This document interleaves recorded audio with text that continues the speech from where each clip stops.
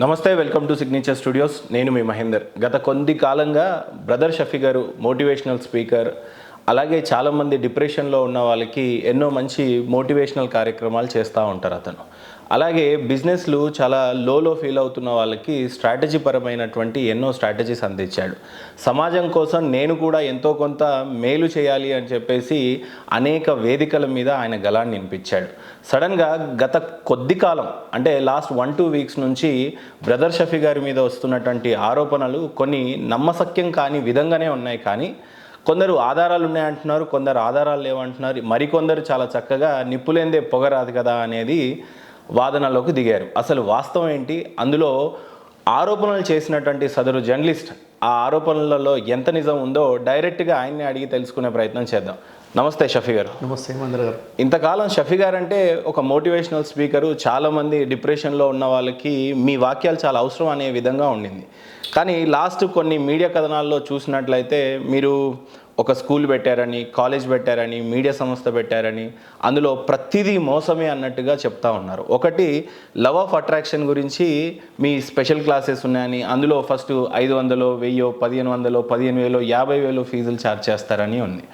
తర్వాత ప్రధానమైన ఆరోపణ, కొంతమంది అమ్మాయిలు మీ దగ్గర పనిచేస్తున్న వాళ్ళ మీద మీరు రేప్ చేశారని ఒక విధంగా అంటున్నారు. లేదు, వాళ్ళని ఏదో కొద్దిగా లోబరుచుకోవాలని చేసినటువంటి ఆరోపణలు ఎంతవరకు నిజం ఉన్నాయి వీటిలో?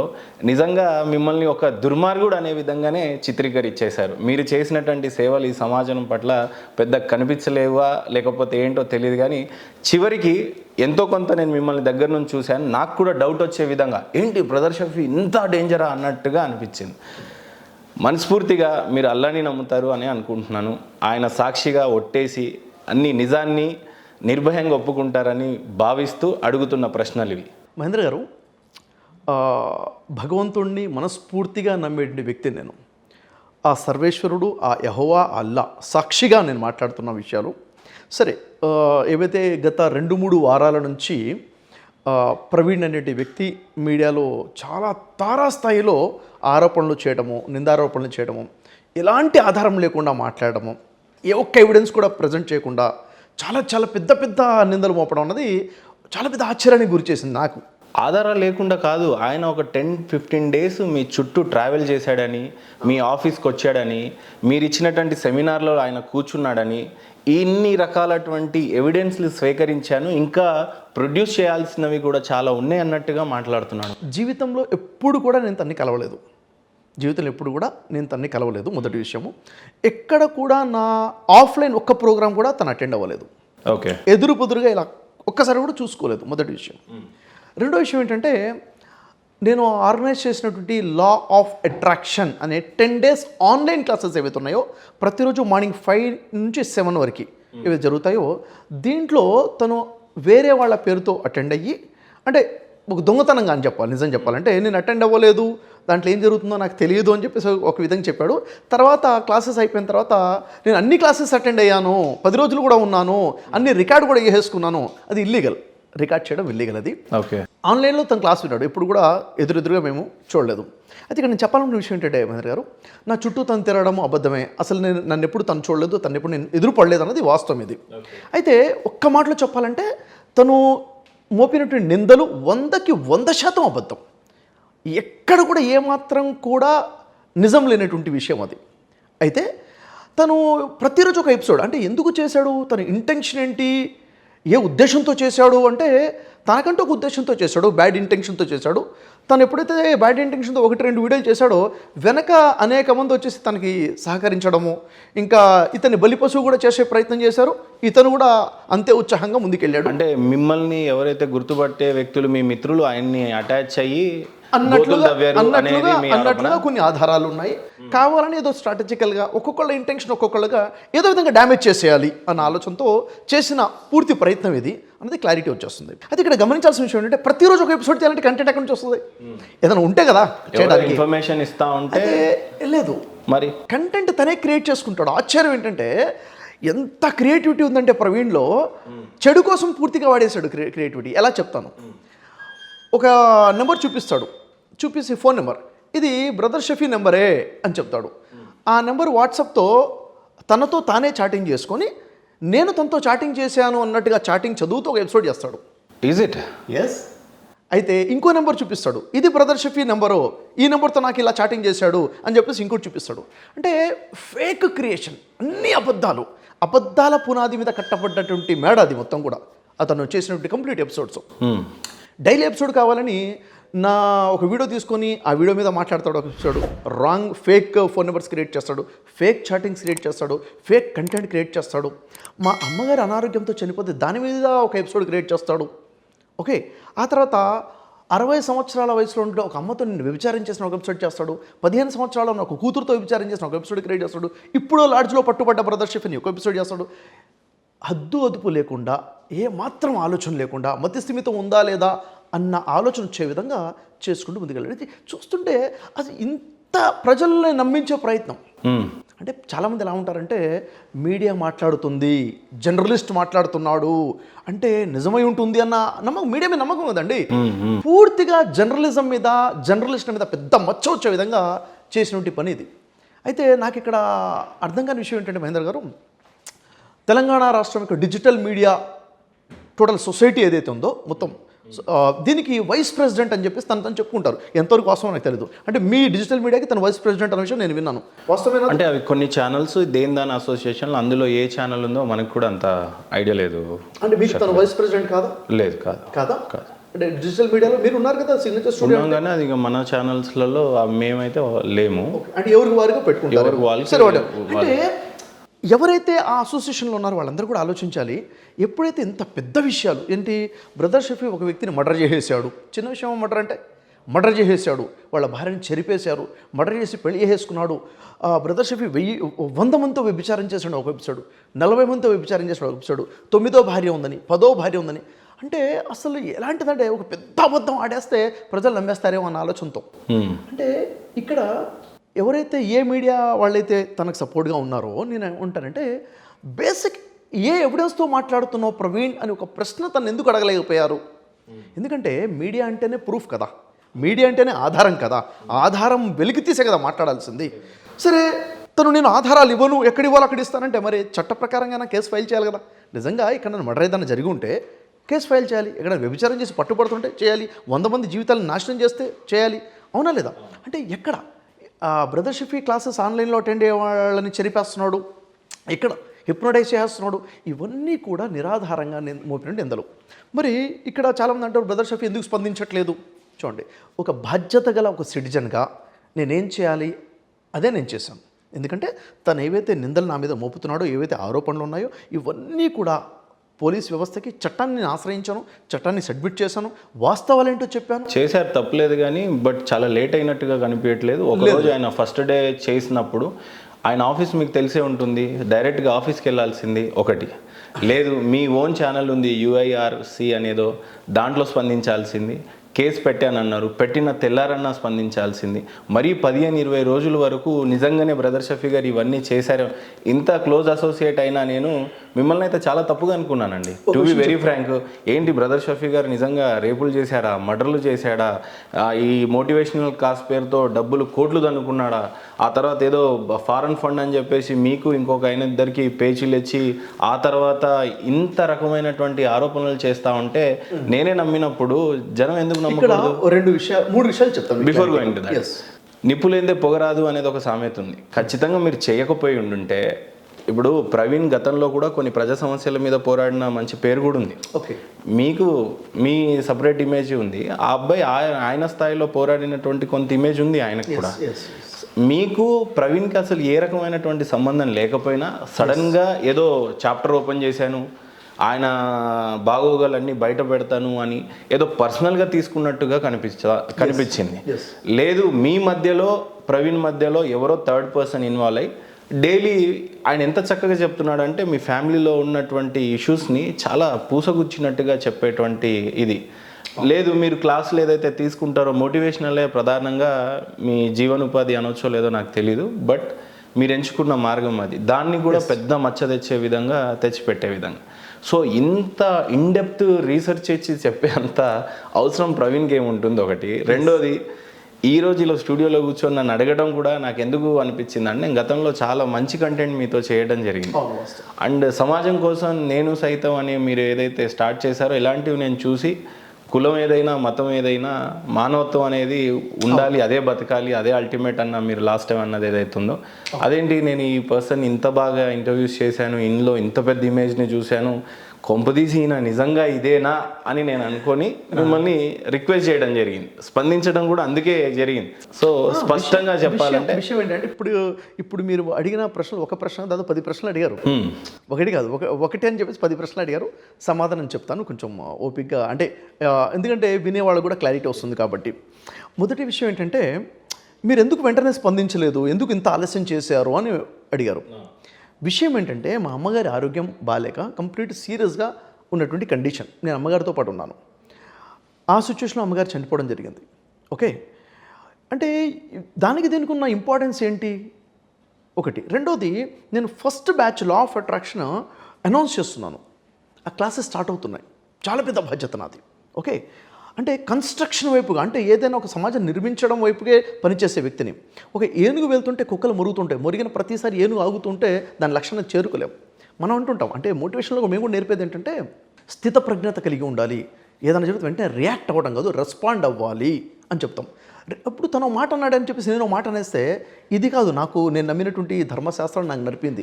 వేదశాస్త్రాలైనా, భగవద్గీతనా, బైబిల్ అయినా, ఖురానైనా నాకు స్థితప్రజ్ఞత ఎలా కలిగి ఉండాలో నాకు నేర్పింది. అదే నేను నేర్చుకున్నాను, అదే ప్రజలకు నేర్పిస్తున్నాను, ఏ కండిషన్స్లో ఎలా ఉండాలి అని చెప్పేసి. ఒక బాధ్యత గల వ్యక్తిగా యాక్చువల్గా ఇనిషియల్గా తన వీడియోస్ చేస్తున్న విషయం నాకు తెలియదు. నాకు బ్రదర్ సిరాజ్ గారు ఎవరైతే ఉన్నారో తన నా వీడియోస్ లింక్స్ పంపించారు. షఫీ గారు ఇది చూడండి అని చెప్పేసి. తను వీడియో పంపించారు, నేను చూడలేదు. రెండో రోజు మళ్ళీ ఇంకో లింక్ పంపించారు, ఇది చూడండి అని చెప్పేసి. ఏంటి అని అడిగాను. దీనికి సంబంధించిన లింక్స్ అంటే నీ గురించి ఏదో మాట్లాడుతున్నాడు ఏంటి అని అడిగితే తను కొన్ని అని చెప్పారు. నాకు ఆ టైంలో నాకు సెషన్ స్టార్ట్ అవుతుంది. ఆ బిజీలో ఉన్నాను తప్ప దాన్ని పట్టించుకోలేదు. 3 days వరకు కంటిన్యూగా తను కాల్స్ చేస్తూనే ఉన్నారు ఎవ్రీడే. అంటే లింక్ రాగానే తనకు అందడము, తను నాకు పంపించడం, ఈ విధంగా. ఎందుకంటే నెగిటివిటీ ఎప్పుడైతే వింటామో మన ఆలోచనలు నెగిటివ్గా మారితే మన పని మీద దాని ఇంపాక్ట్ ఉంటుంది కదా. కాబట్టి ఎవరెవరో మాట్లాడుతుంటారు, ఏదో మాట్లాడుతుంటారు, అది ఏదైనా నిజం ఉంటే కదా ఉలిక్కి పట్టడానికి. అక్కడ ఏమీ లేనప్పుడు ఏముందిలే అన్న ఆలోచనతో నా 10 days క్లాసెస్ మీద పూర్తి ఫోకస్ చేశాను. ఈ తరుణంలోనే నా brother Shafi YouTube channel, URCN YouTube channel 2 hack అయిపోయాయి, 2 ఛానల్స్ కూడా డిలీట్ అయిపోయాయి. దీని మీద నేను 2 రోజులు ఫోకస్ చేశాను. అంటే నాకు నా వర్క్ మీద నా ఫోకస్ ఉంది. ఎవరో ఏదో మాట్లాడుతున్నారు ఇది చూడలేదు. కానీ ఎప్పుడు నేను వీడియోస్ చూశాను, ఎప్పుడైతే ప్రవక్త ముహమ్మద్ సల్లాల్లాహు అలైహి వసల్లం వారి మీద ఇలా మాట్లాడారు, నువ్వు ఇప్పుడు కూడా పట్టించుకోవా అని నన్ను గట్టిగా ప్రశ్నించారు. నాకు తెలిసిన ఇద్దరు, ఏంటి అసలు విషయం అని చెప్పేసి. అంటే మీ వరకు వచ్చినప్పుడు మీరు ఎప్పుడు పట్టించుకోలేదు, కానీ మొహమ్మద్ ప్రవక్త వారు అనే నేనంత సీరియస్గా తీసుకోలేదు. నమ్మొచ్చా ఇది నిజంగా? 100% నమ్మొచ్చు. మీ వరకు మీరు వస్తే మీరు రియాక్ట్ అవ్వలేదు, కానీ మీరు మీదకి రాగానే మీరు రియాక్ట్ అయ్యారు. ఎవరైనా కానీ నమ్మొచ్చు, 100% నమ్మొచ్చు. మీ మీద అయితే మీరు పట్టించుకోలేదు. విషయం ఏంటిది, నా ఆఫీస్లో ఉన్న స్టాఫ్ని అడగండి మీరు. నా ఆఫీస్లో ఉన్న స్టాఫ్ని మీరు అడగండి. వాళ్ళు డిస్టర్బ్ అవుతుంటే ఏంటి ఎందుకు, ఒక ఎడిటర్ సార్ ఏం సార్ ఇది అని అంటే, నువ్వు వీడియోస్ ఎందుకు చూస్తున్నావు అసలు, ఇప్పుడు మనకు టార్గెట్ ఉంది కదా, మనం రేపు క్లాస్ చెప్పాలి కదా, ఎల్లుండి క్లాస్ చెప్పాలి కదా, దీనికి సంబంధించిన స్లైడ్స్ మనం ప్రిపేర్ చేయాలి కదా, కంటెంట్ ప్రిపేర్ చేయాలి కదా, మన వర్క్ మీద మన వర్క్ని డివైడ్ చేయడం కోసం 100 పనులు వస్తుంటాయి కదా. ఎప్పుడైతే విసిరిన ప్రతి రాయి గురించి ఆలోచించడం మొదలు పెడితే మన లక్ష్యాలను చేరుకోలేము. స్థితప్రజ్ఞత కలిగి ఉండాలి, ఫోకస్ ఆన్ యువర్ గోల్ అని చెప్పేటువంటి వ్యక్తి నేను. నా ముందు అంత ఒక పెద్ద మిషన్ ఉన్నప్పుడు లా ఆఫ్ అట్రాక్షన్ యొక్క ఫస్ట్ బ్యాచ్ నేను క్లాసెస్ కండక్ట్ చేసేటప్పుడు నా సీరియస్నెస్ ఏంటన్నది నా పార్టిసిపెంట్స్కి తెలుసు. నేను ఎంత వాల్యుబుల్ కంటెంట్ ఇచ్చాను, దానికోసం వేదాల రీసెర్చ్ ఎంత చేశాను, దానికోసం ఉపనిషత్తులు ఎంత చదివాను, దానికోసం భగవద్గీత రీసెర్చ్ ఎంత చేశాను, బైబిల్ ఎంత రీసెర్చ్ చేశాను, ఖురాన్ ఎంత రీసెర్చ్ చేశాను. దీని మీద అంత కంటెంట్ అంటే చిన్న విషయం కాదు. దాంట్లో ఎంతో ఇన్వాల్వ్ అయిపోయి దాని మీద కంటెంట్ తయారు చేసి క్లాసెస్ ఇచ్చే దాంట్లో నిమగ్నమైనప్పుడు ఇది నా కోసం నథింగ్ నాకు అనిపించింది. అయితే ఎప్పుడైతే ప్రవక్త ముహమ్మద్ వారి గురించి ఈ విధంగా వచ్చింది అని చెప్పారో ఆ టైంలో నేను పూర్తి పరిశీలన మొదలుపెట్టాను. అసలు ఏం జరుగుతుంది? ఎస్ చెప్పండి. మీ మీద వచ్చినప్పుడు మీరు రియాక్ట్ అవ్వలేదు, కానీ మొహమ్మద్ ప్రవక్త వారి మీద అంటే ఇంకా నువ్వు రియాక్ట్ అవ్వవా అని ఒక మిత్రుడు చెప్తే అప్పుడు రియాక్ట్ అయ్యాను అని అంటున్నారు. నమ్మొచ్చా? 100% నమ్మండి. నేను చెప్తున్నాను కదా, విషయం ఏంటంటే రియాక్ట్ అప్పుడు కూడా అవ్వలేదు, పరిశీలన మొదలుపెట్టాను. లేకపోతే ఈ 7 days 8 days వీడు ఎక్కడ దొరుకుతాడా చూద్దాము, లేదు నా మీద ఆరోపణలు చేస్తున్నాడు, వాడిని ఎదుర్కోలేక మొహమ్మద్ ప్రవక్త వారి మీద అనగానే వెంటనే ఎంఐఎం వాళ్ళని అప్రోచ్ అయిపోయి, లోకల్ ఎమ్మెల్యేని అప్రోచ్ అయిపోయి 100 మందిని తయారు చేసి ఓ కమిషనర్ మీద కంప్లైంట్ పెట్టి అబ్బాయి ఇప్పుడు పారిపోయాడు అని అంటున్నారు, దొరకట్లేదు అంటున్నారు. లేదు మహేందర్ గారు, కొంపదీసిన పారిపోయాడా మాయం చేశారా? మీరు వింటే కొంచెం క్లారిటీగా నేను చెప్తాను. విషయం ఏంటో చెప్తాను. అసలు ఏం పరిశీలన జరిగింది చెప్తాను నేను మీకు. ఎప్పుడైతే ప్రవక్త ముహమ్మద్ వారి గురించి అతను మాట్లాడారో నేను వీడియో చూశాను. చూసిన తర్వాత అప్పటికి తను క్షమాపణ కూడా కోరాడు. నేను తప్పు మాట్లాడాను, టంగ్ స్లిప్ అయిపోయింది అని చెప్పేసి. అయితే నేను వీడియో డిలీట్ చేశానని చెప్పారు. అక్కడ గమనించాలి, అందరూ కూడా గమనించాలి. వీడియో డిలీట్ చేశానని చెప్పారే తప్ప లైవ్లో వీడియో అలాగే అందుబాటులో ఉంది. కట్ చేసి అప్లోడ్ చేసిన వీడియో మాత్రం డిలీట్ చేశారు. లైవ్ వీడియోలో ఖచ్చితంగా అలాగే ఉంది. ఎప్పుడైతే ఇది జరిగిందో అప్పుడు నా మీద ఉన్న ఆరోపణలు, ప్రవక్త ముహమ్మద్ వారి మీద సల్లల్లాహు అలైహి వసల్లం చేసిన ఆరోపణలన్నీ కలిపి వెంటనే నేను కేసు ఫైల్ చేశాను.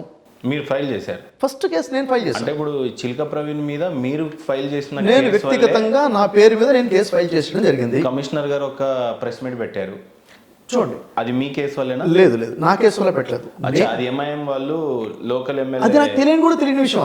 అది ఎంఐఎం వాళ్ళు కూడా దానికి రియాక్ట్ అయ్యి కేసు పెట్టారన్న విషయం నాకు తెలియదు. మీరు ఎక్కడ కేసు పెట్టారు? సైబర్ క్రైమ్లో కేసు చేశాను. వాళ్ళు ఎక్కడ పెట్టారు? తెలియదు ఆ విషయం. కనీసం మీరు పరిశోధించలేదు? లేదు, నాకు తెలియదు. యాక్చువల్గా కేసు అయిందని చెప్పి అడిషనల్ సిపి గారు దాని మీద ప్రెస్ మీట్ పెట్టారు. నాకు తెలిసి బంజారా హిల్స్, జూబ్లీ హిల్స్ ఎక్కడో నాకు తెలియదు, ఎక్కడ చేశారు అన్నది నాకు క్లారిటీ లేదు ఆ విషయం గురించి. ఒకటి సార్ మహేంద్ర గారు, నేను నా మాట్లాడటం మొదలుపెట్టినప్పుడు భగవంతుడి సాక్షిగా, సర్వేశ్వరుడి సాక్షిగా, యెహోవా సాక్షిగా, అల్లా సాక్షిగా అని మొదలుపెట్టాను. ఎందుకంటే ధర్మంగా బతకండి అని చెప్పేటువంటి నేను, నీతి నిజాయితీతో బతకండి, మానవత్వంతో బతకండి అని చెప్పేటువంటి నేను కూడా ధర్మంగా బతకాలని, రోల్ మోడల్గా ఉండాలని నేను ప్రయత్నం చేస్తాను. ఎప్పుడు కూడా ధర్మానికి లోబడి జీవితం గడుపుతాం. ఎందుకంటే మనం చెప్పే మాటలు ఒకలాగా, మన జీవితం ఒకలాగా ఉండకూడదు. మనసా వాచా కర్మణ త్రికరణ శుద్ధిగా జీవితం గడపాలని నేను పదే చెప్పే వ్యక్తిని నేను త్రికరణ శుద్ధిగా ఉండే ప్రయత్నం నేను చేస్తాను. ఒక ప్రశ్న లేవనెత్తాను సార్. మీరు అడిగినటువంటి చెప్పడం వేరు, ఆచరించడం వేరు అని. మీరు చెప్పడం బాగానే చెప్తున్నారు, కానీ ఆచరించే వరకు అలా ఆచరించట్లేదేమో అయ్యి ఉండొచ్చు. మీరు పరిశీలనలో షఫీ గారు మీరు ఇక్కడ తప్పు చేశారు అని నాకు చూపించండి, సరి చేసుకుంటాను. నేను సామాన్య మానవుడినే, తప్పులు నాతో జరిగితే నేను సరి చేసుకుంటాను.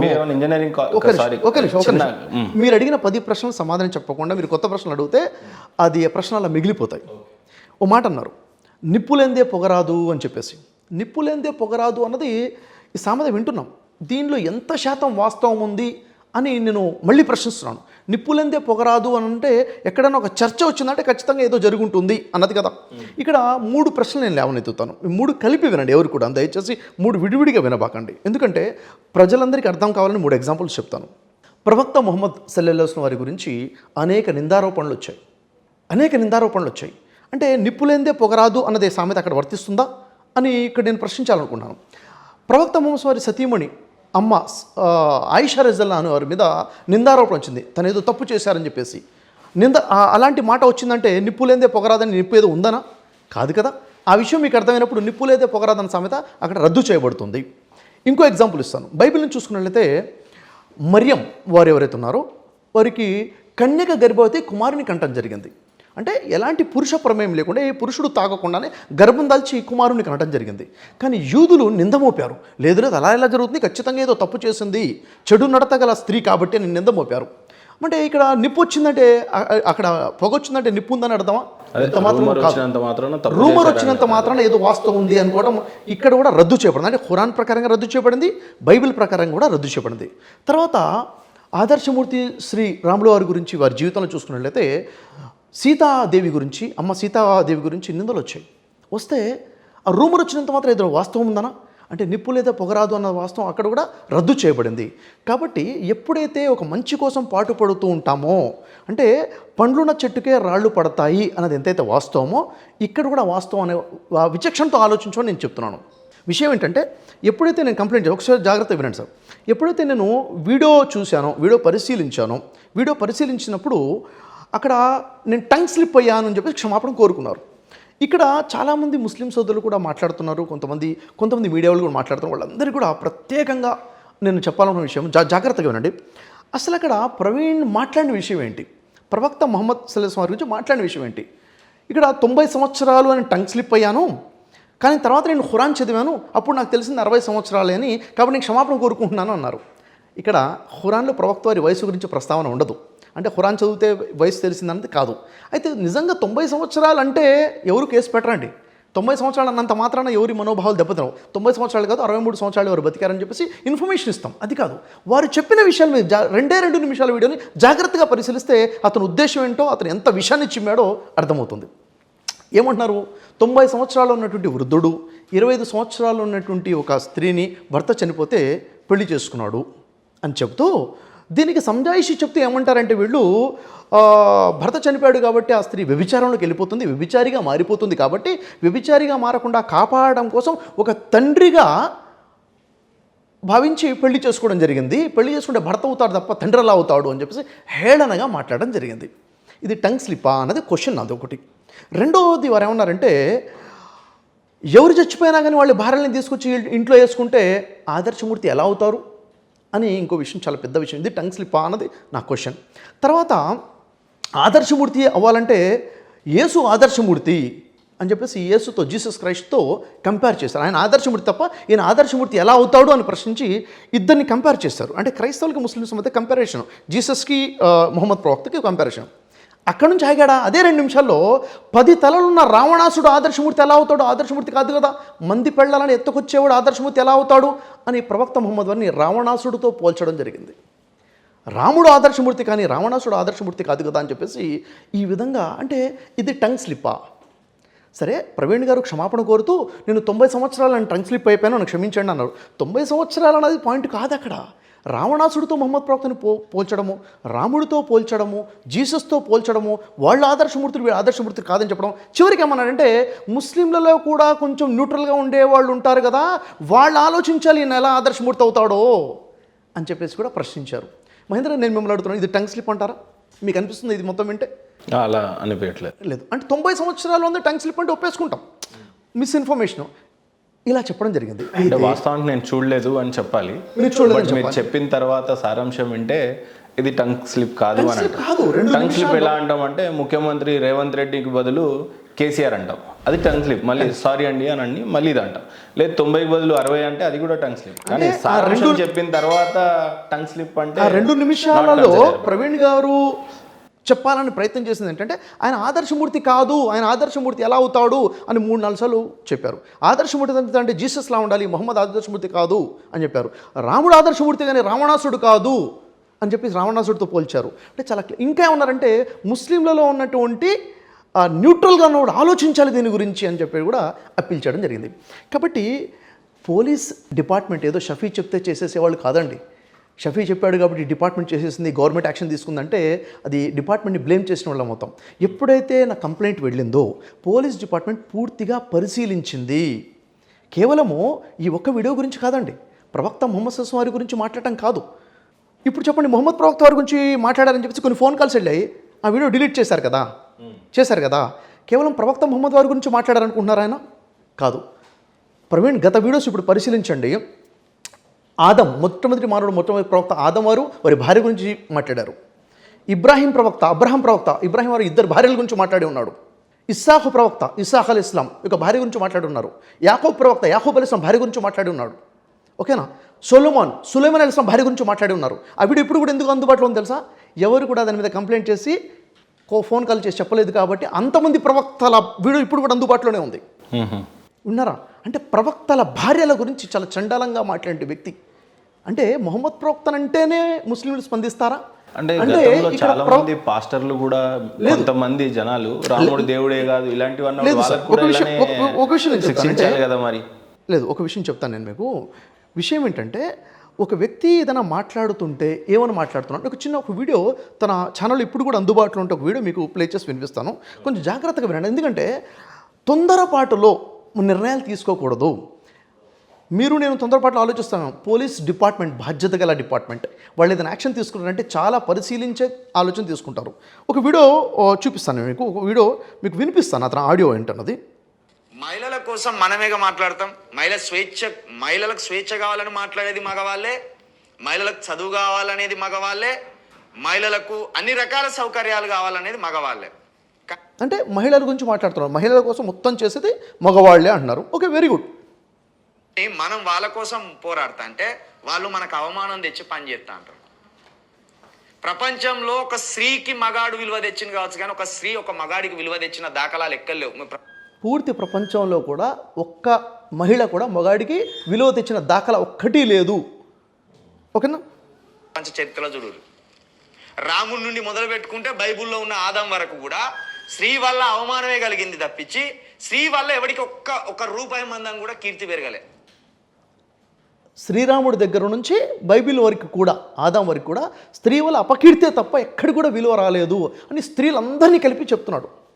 అంటే శ్రీరాముల వారి భార్య సీతాదేవి గురించి మాట్లాడుతున్నట్టే కదా, ఆదాం భార్య హవ్వ వారి గురించి మాట్లాడుతున్నట్టే కదా.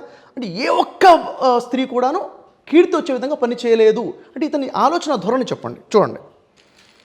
ఒక స్త్రీ వెనక ఒక పురుషుడు ఉండి ఆమెను మహారాణిగా చేస్తాడు, కానీ ఒక స్త్రీ పురుషుడు వెనక ఉండి ఒక్కని కూడా రాజుని చేసిన దాఖలాలు లేవు. అంటే కంప్లీట్గా స్త్రీలని తుడిచిపెట్టేస్తున్నాడు. స్త్రీలు దేనికి పనికిరాని వారని చెప్పేసి ప్రజెంటేషన్ తంది. చరిత్రలో మీరు బైబిల్ నుంచి భగవద్గీత దాకా చూసుకోరు. స్త్రీ వల్ల పురుషుడికి అవమానమే కలిగింది తప్పించి స్త్రీ వల్ల ఏ పురుషుడికి కూడా ఒక్క ఇంచు మందం కూడా కీర్తి రాలే. ఇంచు మందం కూడా వాడి పోరాటమే వారికి కీర్తి తెచ్చి ఉంటది. అంటే మగాడికి కీర్తి వచ్చిందంటే కేవలం మగాడు తాను చేసుకున్న పోరాటం వల్లనే కీర్తి వచ్చింది తప్ప స్త్రీ వల్ల ఇంచు మాత్రం కూడా పూర్తి ప్రపంచ చరిత్రలో ఎప్పుడు కూడా కీర్తి రాలేదు. ఇది అతని దృష్టిలో ఒక మహిళ. ఇప్పుడు చూడండి ఏమంటున్నాడు. పోరాటమే ఆ పురుషుడికి కీర్తి తెచ్చి ఉంటది. ఆ పురుషుడి ఆలోచనలే ఆ పురుషుడికి గౌరవాన్ని తీసుకొచ్చి ఉంటాయి. కానీ స్త్రీ వల్ల ఏ పురుషుడికి కూడా ఈ సమంతా కూడా గౌరవం దక్కలే. బైబిల్లో దేవుడు ఆదాము హవ్వ అనే ఇద్దరిని సృష్టిస్తాడు. మనుషులను సృష్టించి ఓ స్థలంలో ఇక్కడనే ఉండుర్రి, మీరు నేను మళ్ళీ చెప్పే వరకు మీరు ఎలాంటి ఆలోచన చేయకుర్రి అని చెప్తాడు. చెప్తే ఈమె ఉండేట్టు ఉంటుందా, ఒక చెట్టు ఉంటుంది, ఈ చెట్టు పండ్లు తినకుర్రి అని చెప్పిపోతాడు దేవుడు. దేవుడు అంటే ఫిజికల్గా కనబడాడు దేవుడు, స్వరం పరంగానే కనబడి ఇవి తినొద్దమ్మా అంటే ఊకుంటారా? ఆడోళ్ళు ఊకుంటారా? అదే పండు తిని చూపెడతాడా?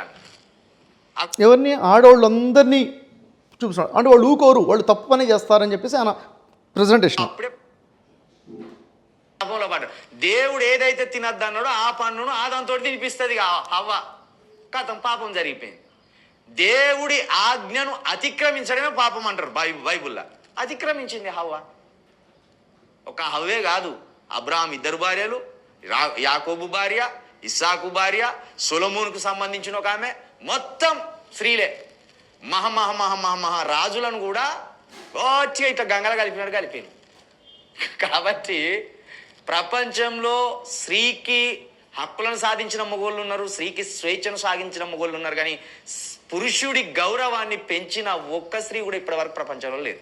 అంటే ప్రపంచంలో ఒక్క స్త్రీ కూడా లేదు మగాడి గౌరవం తెచ్చిపెట్టినా కీర్తివంతం తెచ్చిన లేదని మొత్తం కంక్లూజన్ అవుతాను.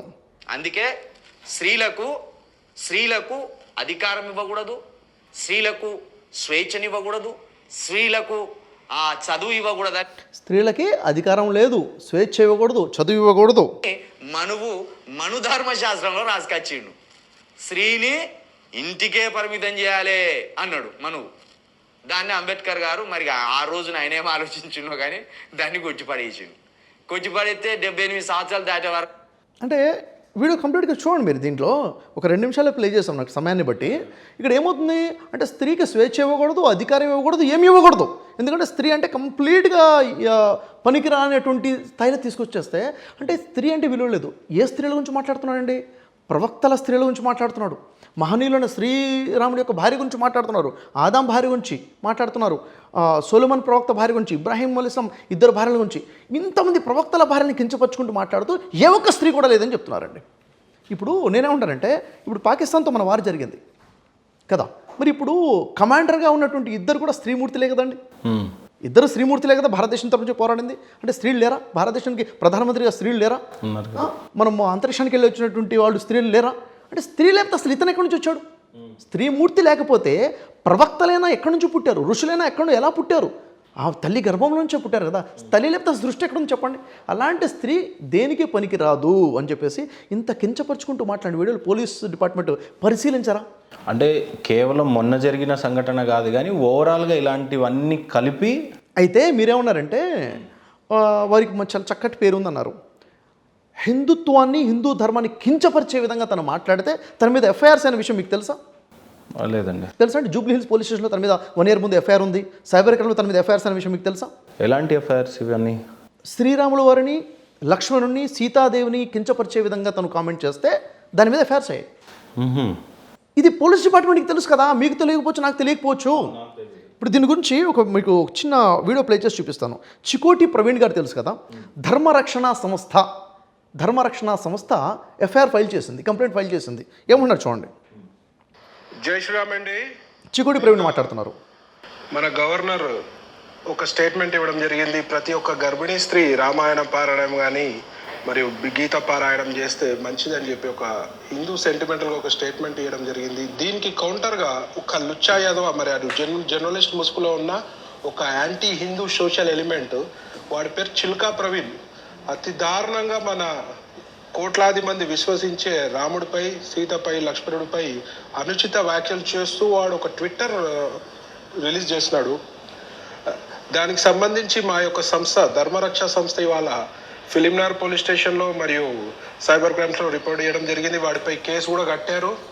కానీ అరే చిల్కా ప్రవీణ్ నోటికొచ్చినట్టు మాట్లాడితే ధర్మరక్ష సంస్థ ఊకోదు, చికోటి ప్రవీణ్ ఊకోడు, మరి ఏ ఒక్క హిందూ సోదరుడు, హిందూ వీరులు ఊకోరు. రోడ్డు మీద కనబడితే కుక్కని కొట్టినట్టు కొడతామని చెప్పి చెప్తున్నా. నువ్వు నమ్మకపోయినా మాకు అయ్యేదేం లేదు. మా దేవుళ్ళ జోలికి కోట్లాది మంది విశ్వసించే మా ఆరాధ్య దైవాలను ఎవరన్నా అంటే మాత్రము రోడ్డు మీద తోలు తీస్తాం బిడ్డ అని చెప్పి ధర్మరక్ష సంస్థగా తరఫున నేను హెచ్చరిస్తున్నా. మరి ప్రతి ఒక్క హిందూ సోదరుడు గమనించాల్సిన విషయం, ఇవాళ ఏ నా కొడుకు పడితే ఆ నా కొడుకు మరి మన దేవుళ్ళ గురించి నోటికొచ్చినట్టు మాట్లాడుతున్నారు. హిందూ సోదరులందరూ కూడా ఏకమే ఇసుంటి నా కొడుకులు రోడ్డు మీద కనబడితే కుక్కను కొట్టినట్టు కొట్టి కుక్క కాటుకు చెప్పు దెబ్బ లెక్క సమాధానం ఇవ్వాల్సిన టైం ఇది. ఎవరైనా ఊరుకుంటే మాత్రము మన హిందూ ఒక ఐకమత్యం కోల్పోతుంటాము. ప్రతి ఒక్కరు కూడా ప్రతి హిందూ సోదరుడు స్పందించాల్సిందిగా మనవి చేస్తూ జై శ్రీరామ్, జై జై శ్రీరామ్. చికోటి ప్రవీణ్ గారు ధర్మరక్షణ సంస్థ తరపు నుంచి 1 year బిఫోర్ అప్పుడే హిందూ దేవతలకు సంబంధించి నెగిటివ్గా మాట్లాడని ఎఫ్ఐఆర్స్ బుక్ అయి ఉన్నాయి. ఇది పోలీస్ డిపార్ట్మెంట్ తెలియదా అంటా నేను. అంటే పోలీస్ డిపార్ట్మెంట్ మొత్తం స్టడీ చేస్తుంది. మీరు బిజీ ఉండొచ్చు, నేను బిజీ ఉండొచ్చు. మనం ఒక కంప్లైంట్ ఇవ్వగానే వాళ్ళు యాక్షన్ ఎందుకు తీసుకుంటున్నారు? కంప్లైంట్ ఇవ్వగానే పోలీస్ డిపార్ట్మెంట్ కళ్ళు మూసుకొని కంప్లైంట్ తీసుకోదండి. బ్రదర్ షఫీ వచ్చేసాడు అని చెప్పేసి ఏముంటుంది అక్కడ. ఇప్పుడు బయట ఒక సర్క్యులేషన్ కూడా నా వరకు వచ్చింది. నేను కూడా అనుకున్నదే, ఇంకా వేరే వాళ్ళ మీద ఎత్తడం ఏంటికి. బ్రదర్ షఫీ గారు చేసినటువంటి పాపాలు, తప్పులను కప్పుపుచ్చుకోవడానికి ఎక్కడ ఏం దొరకనప్పుడు మొహమ్మద్ ప్రవక్త వారిని ఒక మాట అన్నాడు, జారిపోయాడు కాబట్టి ఆ కేసు బలంగా పెట్టారు. ఇంకా అబ్బాయిని బ్లాక్మెయిల్ చేసి ఏదో లోపలికి పంపించే ప్రయత్నం చేస్తున్నారు అని అనుకున్నాం. ఇవన్నీ కూడా అపోహలు సార్. వాస్తవంగా ఇంత కాదు. ఇప్పుడు బ్రదర్షిప్ ఒక కంప్లైంట్ మాత్రమే ఇచ్చాడు. నా వ్యక్తిగతంగా నన్ను ఈ విధంగా దూషిస్తున్నాడు, నాకు చేస్తున్నాడు. ప్రవక్త వారి గురించి ఈ రకంగా అనడమో, లేకపోతే ఇంతకు ముందు రాముల వారిని, సీతా తల్లి దేవిని అలా అన్నారని ఆయన అనుకుంటే ఇక్కడ ఒక డైవర్షన్ చెప్తాను సార్. ఇక్కడ చాలా మంది ఎఫ్ఐఆర్స్ ఎందుకు చేసుకుంటూ వచ్చారు తెలుసా? వీడియో డిలీట్ చేశాను అంటున్నాడు కదా. వీడియో లైవ్లో అందుబాటులో ఉంది. వీడియో లైవ్ చేసిన వీడియోలో అందుబాటులో ఉన్నప్పుడే ఎఫ్ఐఆర్స్ అన్ని బుక్ అయ్యాయి. ఆ తర్వాత లైవ్ లోంచి కట్ చేసి తీసేయడం జరిగింది అప్రమత్తమయ్యి. అంటే వీడియో డిలీట్ కాకుండా లైవ్ లో ట్రిమ్ చేశారని అంటున్నారు. నార్మల్గా అప్లోడ్ చేసిన వీడియో డిలీట్ చేశాడే తప్ప లైవ్లో అలాగే ఉంది. లైవ్ ఫుల్ లెంత్ వీడియో అది అలాగే సర్క్యులేట్ అవుతూనే ఉంది.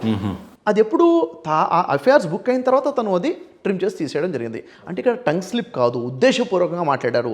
ఈ ఒక్కసారే మాట్లాడలేదు, గతంలో కూడా మాట్లాడి ఉన్నారు. కేవలం మొహమ్మద్ ప్రవక్త వారి గురించే మాట్లాడలేదు, అనేక మంది ప్రవక్తల గురించి మాట్లాడి ఉన్నారు. ప్రవక్తల సతీమణుల గురించి మాట్లాడి ఉన్నారు, సీతాదేవి గురించి మాట్లాడి ఉన్నారు, ప్రవక్తల భార్య నుంచి మాట్లాడి ఉన్నారు, హిందూ దేవదేవతల గురించి మాట్లాడి ఉన్నారు. ఈరోజు నా గురించి, నా భార్య గురించి, నా కుటుంబం గురించి కూడా మాట్లాడడం మొదలుపెట్టాడు. ఇలాంటి వ్యక్తికి చెక్ పెట్టాలి కదా సార్. మరి పోలీస్ వ్యవస్థ ఎప్పటివరకు చూస్తుంది? ఖచ్చితంగా పోలీస్ వ్యవస్థ దాని యాక్షన్. ఎందుకంటే నేను చట్టాన్ని నమ్మే వ్యక్తిని మహేంద్ర గారు. నేను చట్టాన్ని నమ్ముతాను, ధర్మాన్ని నమ్ముతాను, ధర్మంగా బతకని చెప్తాను, చట్టానికి లోబడి ఉండవని చెప్తాను. ఎప్పుడు కూడా చట్టానికి మీరి, చట్టానికి వ్యతిరేకంగా ఏ పని నేను చేయను.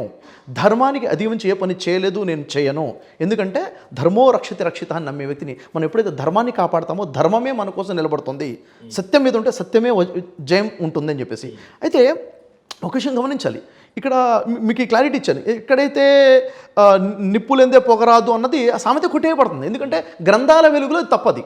మన పూర్వీకులు ఇప్పుడు మన మీద నిందలు వచ్చినప్పుడు పాండవులు ఉన్నారు, కష్టకాలం వాళ్ళకి రాలేదా? రాముల వారికి కష్టకాలం రాలేదా? ప్రవక్త జీసస్ వారికి కష్టకాలం రాలేదా? మొహమ్మద్ ప్రవక్తకి వచ్చాయి కదా. అంటే ఎప్పుడైతే ధర్మం మీద నిలబడతామో కష్టకాలాలు వస్తాయి. కష్టకాలాలు వచ్చినంత మాత్రాన ఏదో తప్పు చేసేసాం కాబట్టి ఇలా జరిగింది అనేది ఆలోచన తప్పు. ఎందుకంటే కొంతమంది భావిస్తున్నారు. దానికి నేను క్లారిటీ ఇవ్వాలనుకున్నాను. ఇప్పుడు ఇన్ని రోజులుగా ప్రవీణ్ మీద వచ్చినటువంటి ఎఫ్ఐఆర్లు కావచ్చు, లేదు ఈయన చేసిన వ్యాఖ్యల మీద అనేక సంస్థలు ఆయన మీద కేసులు పెట్టినాయి కావచ్చు, ఇవన్నీ ఉన్నాయి.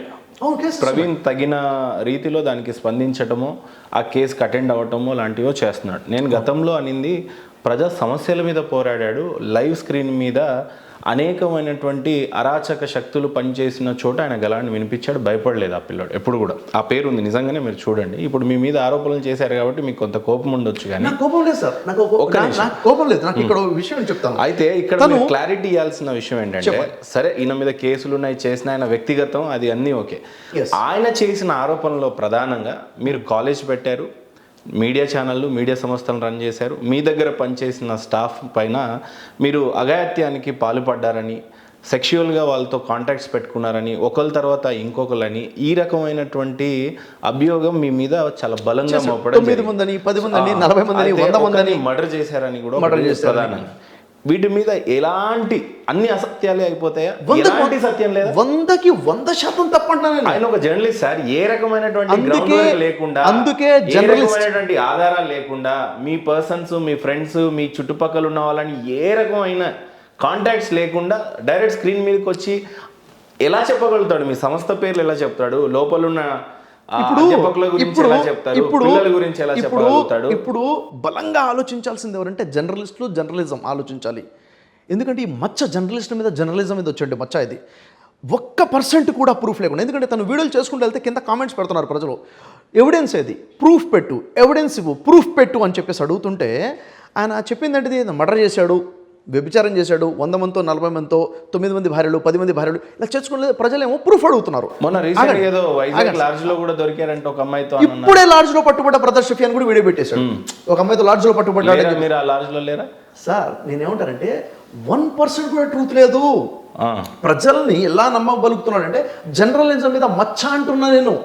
అది వైస్ ప్రెసిడెంట్ ఎలా అయిపోయాడు ఒకసారి చెప్పనివ్వండి. నంబర్ గా పెట్టి మీతోనే చాట్ చేసినట్లు సృష్టించారు అని అన్నారు. అవును కదా. అసలు ఈ అబ్బాయి ప్రవీణ్ కి అంత అవసరం ఏమొచ్చింది మిమ్మల్ని టార్గెట్ చేయడం అనేది ఒక పెద్ద క్వశ్చన్. కానీ మరీ లేని దాన్ని వాట్సాప్ చాటింగ్ కింద పెట్టుకొని ఇప్పుడే బ్రదర్ షఫీ గారు నాతో ఇలా ఇంత క్రియేట్ చేసి అవసరం ఏముండొచ్చు అంటున్నా. ఇప్పుడు తెలుస్తుంది. అందుకే తను నా మీద మోపినటువంటి అభియోగాలన్నీ కూడా, ఆరోపణలన్నీ కూడా తీసుకొని పోలీస్ డిపార్ట్మెంట్కి సబ్మిట్ చేశాను. అసలు ట్రూత్ ఏంటి, క్లారిటీ ఏంటి, ఎవిడెన్స్ ఏంటి కూడా నేను సబ్మిట్ చేశాను. ఇప్పుడు బాధ్యత ఎవరిది? చట్టం ఖచ్చితంగా దాన్ని పని చేస్తుందని పూర్తిగా నమ్మకం నాకు కలిగి ఉంది. పోలీస్ డిపార్ట్మెంట్ పనిచేస్తుంది. ఇప్పుడు ప్రూఫ్స్, ఎవిడెన్సెస్ ఇవ్వాల్సిన బాధ్యత ఎవరు చెప్పండి? అతనిది. నేను ఎవరిని మర్డర్ చేశాను, ఎక్కడ మర్డర్ చేశాను, ఎందుకు మర్డర్ చేశాను, ఏం జరిగింది, ఎక్కడ వ్యభిచారం జరిగింది, ఎవరు నుంచుకున్నాను, ఏం చేశాను, 60 సంవత్సరాల తల్లితో వ్యభిచారం ఏంటి, 15 సంవత్సరాల అమ్మాయితో వ్యభిచారం ఏంటి, ఏం మాట్లాడుతున్నాడు అంటే ఏది చెప్తే అది ప్రజలు నమ్మేస్తారా? అంటే ఇంకా మనం చెప్పేసిన తర్వాత దానికి రియాక్షన్ ఉండదా, ప్రశ్నలు ఉండవా? నేనేమంటానంటే నేను ప్రతిదీ కూడా సబ్మిట్ చేసేసాను. పోలీస్ డిపార్ట్మెంట్ సమాధానం చెప్పాల్సిన బాధ్యత ఇప్పుడు తనకుంది. ఇంతకీ ఏ విధంగా అయితే ప్రవీణ్ ఇలా గతంలో ఒక వ్యక్తి పైన ఆయన ఆరోపణలు చేశాడు, ఆ వ్యక్తి సంస్థలో పనిచేశాడు, ఆయన సరిగ్గా బిహేవ్ చేయలేదని చెప్పేసి చెప్పాడు. ఆ కాంటాక్ట్స్ ఉండడం వల్ల అసలు మీకు ప్రవీణ్కి ఏ రకమైన కాంటాక్ట్స్ జీవితంలో ఎప్పుడూ నేను ఆ ఆరోపణలు చేయడానికి గల కారణం ఏమై ఉండదు? కారణాలు మేబీ ఏమైనా బ్లాక్మెయిల్ చేయాలనుకుంటున్నాడేమో. ఎందుకంటే ఒక వీడియో ఏం చెప్పాడంటే 100 కోట్లు ఇచ్చినా కానీ బ్రదర్ షఫీని వదిలిపెట్టాను అని మాట రిపీట్ చేశాడు. అంటే ఎన్ని కోట్లు ఇస్తే వదిలిపెడతాడు అన్నది మేబీ బ్లాక్మెయిల్ చేస్తున్నాడా, లేకపోతే ఇంకేదైనా ఇంటెన్షన్ ఉందా, తన వెనక ఇంకెవరైనా ఉండి నడిపించారా? తన వెనక ఎవరైనా ఉండి నడిపించారంటే ఇతను బలి బకరా అయిపోయినట్టేనండి. ఎందుకంటే పాపం పూర్తిగా తన స్పాయిల్ అయిపోతున్నట్టే. నేనేమంటానంటే వాళ్ళేమన్నా ప్రూఫ్స్ చేస్తారేమో అని వెయిట్ చేసే కోణంలో ఉంటాయి సార్. క్వశ్చన్ చెప్పాలా? ఇప్పుడు మీరు ఆర్బీఐని దోపిడీ చేశారని నేను వీడియో తయారు చేశాను, ప్రూఫ్ ఎక్కడ నుంచి తెస్తాను? మహేందర్ గజ దొంగ బ్యాంకుని ఇప్పుడే లూటు చేశాడని చెప్తాను. నేను వీడియో రిలీజ్ చేస్తాను, బ్రదర్ షఫీ ఛానల్ రిలీజ్ చేసి 10 రోజులు దాని గురించి మాట్లాడేస్తాను. ప్రూఫ్ ఎక్కడ నుంచి తెస్తాను మహేందర్ గారు? అంటే ఒక జర్నలిస్ట్ మాట్లాడేటప్పుడు నేనేం మాట్లాడుతున్నాను, దానికి ఆధారం ఉందా లేదా? బయట మార్కెట్లో కూడా ఒక ప్రధానమైన ఆరోపణ ఉంది మీ మీద. మీ ముస్లిం సోదరులే చాలా మంది, ఈవెన్ మా ఛానల్ కూడా ఫోన్ చేసి చెప్పినటువంటి ఇదిగో ఉన్నాయి అదిగో ఉన్నాయి అని చెప్పారు. నేను ఎప్పుడు దాన్ని బయట పెట్టలేదు, చేయలేదు. అసలు ప్రధానంగా యూఆర్సీ అనే ఒక ఛానల్ని మీరు బ్రదర్ సిరాజ్ గారు కలిసి స్టార్ట్ చేశారా, లేదా మీరు ఒక్కరే స్టార్ట్ చేశారా? ఆ తర్వాత ఆయన ఎందుకు వెళ్ళిపోయాడు, మీరు ఎందుకు ఉండిపోయారు? అసలు మీకు బ్రదర్ సిరాజ్కి ఎన్నో ట్రాన్సాక్షన్స్ జరిగాయని, మళ్ళీ విభేదాలు వచ్చాయని, మళ్ళీ కలిశారని, మళ్ళీ విడిపోయారని అనేక రకాల అపోహలు ఉన్నాయి. ఇద్దరిని కలిపి ఒకే విధంగా చూస్తారు కొన్నిసార్లు. లేదు ఇతను వేరు, ఇంకొకరు ఇతను వేరు, ఈయన మార్గం వేరు అని. ఆయన మోటివేషనల్ స్పీకర్ అంటారు, మిమ్మల్ని మోటివేషనల్ స్పీకర్ అంటారు. లేదు ఆయన ప్రొఫెషనల్ చెప్తారు, మీరు ఓన్లీ మోటివేషనల్ అని చెప్తారు. అసలు ఏంటి మీకు ఆయనకు ఉన్నటువంటి సంబంధం ఏంటి? బ్రదర్ సిరాజ్ గారికి బ్రదర్ షఫీక్ ఉన్న ఇదేంటి? మహేందర్ గారు ఎవరు మీరిద్దరు అసలు చెప్పండి ఒకసారి. చూడండి, ఎవరు మేము అంటే దాదాపుగా ఒక 25 సంవత్సరాల క్రితం పరిచయం అయినటువంటి ఒక వ్యక్తి తను. అప్పుడు పరిచయం అయ్యారు. ఆ తర్వాత కలిసి మేము జర్నీ చేశాము. ఆ తర్వాత మా ఆలోచనలో వచ్చినటువంటి విభేదాల వల్ల విడివిడిగా మేము వర్క్ చేసుకున్నాను. నేను సమాజం కోసం నేను మోటివేషనల్ స్పీకర్గా వర్క్ చేస్తున్నాను, బిజినెస్ ఆచార్యగా లా ఆఫ్ అట్రాక్షన్ క్లాసెస్ చెప్తాను. తను ఇస్లాం గురించి ప్రచారం తను చేసుకుంటూ ఉంటారు. అంతే తప్ప నాకు ఇప్పుడు తనతో ఎలాంటి సంబంధాలు లేవు, అతనికి నాకు సంబంధం. కలిస్తే మాట్లాడుకుంటాం, మంచి సంబంధాలు ఉన్నాయి. అంతకుమించి అంత కలిసి సంస్థ పెట్టారు కదా UIRC అనేది. అవును, కలిసి మీరు పెట్టి ఆయన జాయిన్ అయ్యారు, ఆయన పెట్టాక మీరు జాయిన్ అయ్యారు. ఇద్దరం కలిసి ఆర్గనైజేషన్ స్టార్ట్ చేసాము. అది దాదాపు 15 సంవత్సరాలు కలిసి ఆర్గనైజేషన్ నడపడం జరిగింది సార్. ఎందుకు విడిపోయారు మరి? మీద ఆర్గనైజేషన్ వల్ల చాలా పెద్ద గొడవ వచ్చిందని బయట చాలా పెద్ద పుకార్లు ఉన్నాయి. విషయం ఏంటంటే సార్, ఏదో ఒకటి జరిగితే 10 ప్రజలు మాట్లాడుకుంటారు కదా. ఏదో ప్రాబ్లం వచ్చింది, అది సాల్వ్ కూడా అయిపోయింది. ఇప్పుడు దాని గురించి మాట్లాడుకోవాల్సిన అవసరం లేదని నేను అనుకుంటున్నాను. ఇప్పుడైతే రిలేషన్స్ మంచిగా ఉన్నాయి, అతను మంచిగా ఉండాలని మనస్ఫూర్తిగా కోరుకుంటున్నాను. అతను ఎక్కడున్నా మంచిగా ఉండాలి, దట్స్ ఇట్. అంతమించి ఏం లేదు. ఫండ్స్ చాలా ఎక్కువగా సేకరిస్తున్న సందర్భంలో మీ ఇద్దరికి గొడవలైన పంచుకునే దాంట్లో అని కూడా అదే అబద్ధం సార్. ఫండ్స్ అనేది విషయం లేదు. వ్యక్తిగతంగా ఆలోచనలో వచ్చినటువంటి విభేదాల వల్ల దూరం అవడం జరిగింది. ఇది వాస్తవం. ఒక కామన్ చెప్పారు, ఒకళ్ళ మీద ఒకళ్ళు గోతులు తవ్వుకునే దాకా ఒకళ్ళంటే ఒకళ్ళు పడని, ఒకళ్ళంటే ఒకళ్ళు నరుక్కొని చంపుకునే అంత నడుస్తా ఉంది. మీదనే నవ్వుకుంటూ ఉన్నారు వీళ్ళిద్దరు అనేది. అది ఇంకా మనం దాచుకునేది ఏం లేదు. ఓపెన్ గా చెప్పాలంటే ముస్లిం సోదరులే డైరెక్ట్ గా కాల్ చేసి చెప్తున్నారు, వీళ్ళిద్దరు నటిస్తున్నారు కానీ ఇద్దరికి ఒకరికి ఒకళ్ళు పడదు. ఈయన కెరియర్ లో ఈయన ఎదగడం ఇష్టం లేదు, ఆయనకి ఈయనకి ఇష్టం లేదు. సో ఇది ఇంకా కొనసాగుతూ ఉంటది అనేది వాదన ఒకటి. సిరాజ్ గారు మోటివేషనల్ స్పీకరా, ప్రొఫెషనల్ చెప్పే వ్యక్తియా? మీరు మోటివేషనల్ స్పీకర్ గా లోపల మతాన్ని ప్రవచనాలు చేస్తా ఉన్నారు, మతానికే ప్రలోభ చేస్తారు, అక్కడి వరకు రప్పించుకుంటారు, ఆ తర్వాత మతం వైపుకు నడిపిస్తారని ఇద్దరి మీద సేమ్ ఆరోపణలే వచ్చినట్టుగా కనబడ్డాయి. క్లారిటీ ఇస్తాను నేను మీకు. నాకు తెలిసి 2 months అయింది అనుకుంటాను. మీతో పాటు కలిసి 10 గంటల డిస్కషన్ చేస్తాను నేను మీద. ఖురాన్ మీద కొన్ని ఆరోపణలు మీరు తీసుకొస్తే నేను క్లియర్గా మాట్లాడాను. అక్కడ స్పష్టంగా నేను చెప్పిన విషయం ఏంటంటే, ధర్మము గ్రంథాలలో ఉంది.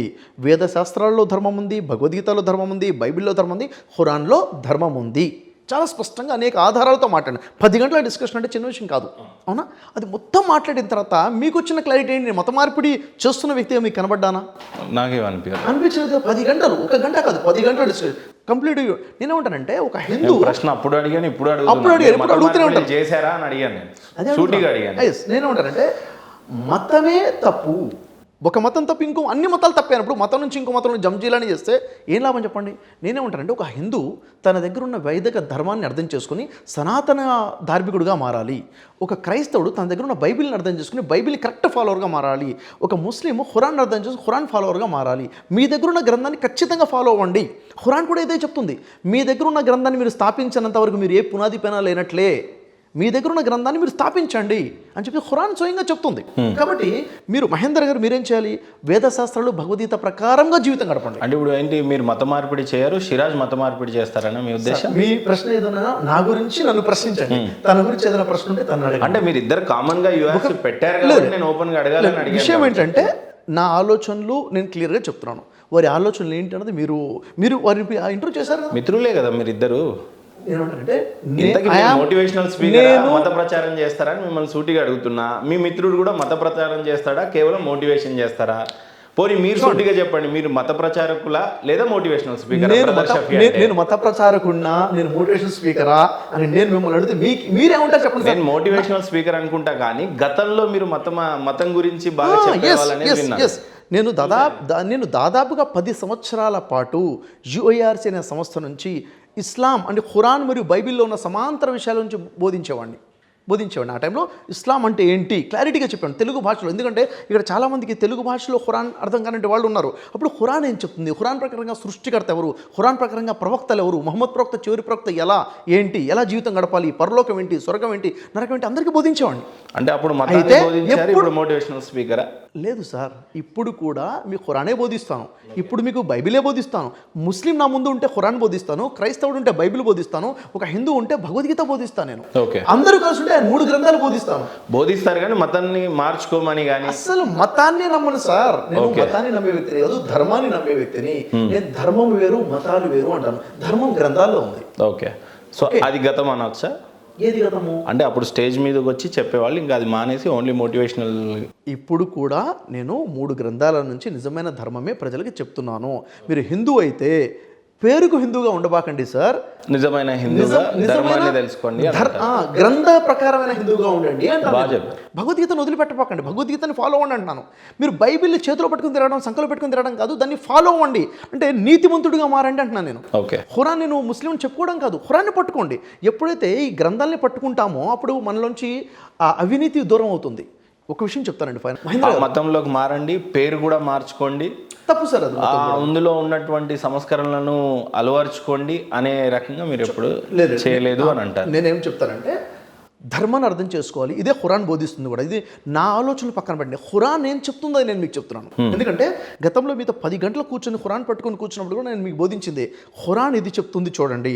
ఖురాన్ ప్రకారంగా సృష్టికర్త ఒక్కడే ఉన్నాడు.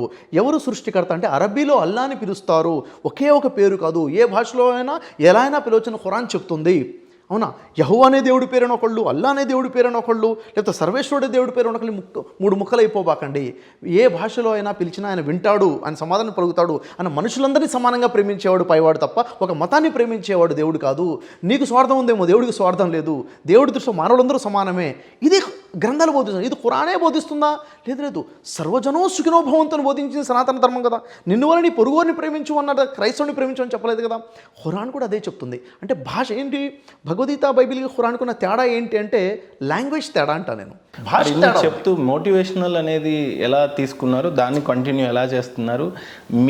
మిమ్మల్ని చూసి ఆయన మోటివేషన్ చేస్తున్నాడా, ఆయనను చూసి మీరు మోటివేషన్ చేశారా? మరి ఆయన పూర్తిగా మత ప్రచారంలో ఉన్నాడా లేదా మోటివేషన్లో ఉన్నాడన్న క్లారిటీ అది ఇవ్వండి. గ్రంథాలు ఏం చెప్తున్నాయని గతంలో 10 గంటలు చెప్పారు, కరెక్ట్. వేదిక మీద చాలా గట్టిగా బోధించారు. సార్ మీకు సిరాజ్కున్న కన్ఫ్యూజన్ ఏంటో సింపుల్గా చెప్పాలంటే, ఎస్, మిమ్మల్ని స్పష్టంగా మోటివేషనల్ స్పీకర్ అనడంలో మాకు ఎలాంటి డౌట్ లేదు సార్. ఓకే, క్లియర్ అది.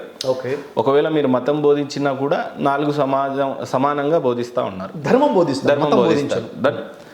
సిరాజ్ గారు అయితే మోటివేషనల్ స్పీకరా లేదా మతాన్ని బోధిస్తారా? నాకు తెలియదు సార్. మీరు మిత్రులుగా సార్, మీరు కలిసి సంస్థని నేనేమంటానంటే మీకు సమాధానం కావాలా, సరైన సమాధానం కావాలా? ఇప్పుడు నాకు అర్థమవుతుంది ఏంటంటే మీ ఇద్దరికి పడట్లేదు అనేది అర్థమవుతుంది మీ సమాధానం. సార్ మీకు ఏం అర్థమవుతుందో వదిలేండి.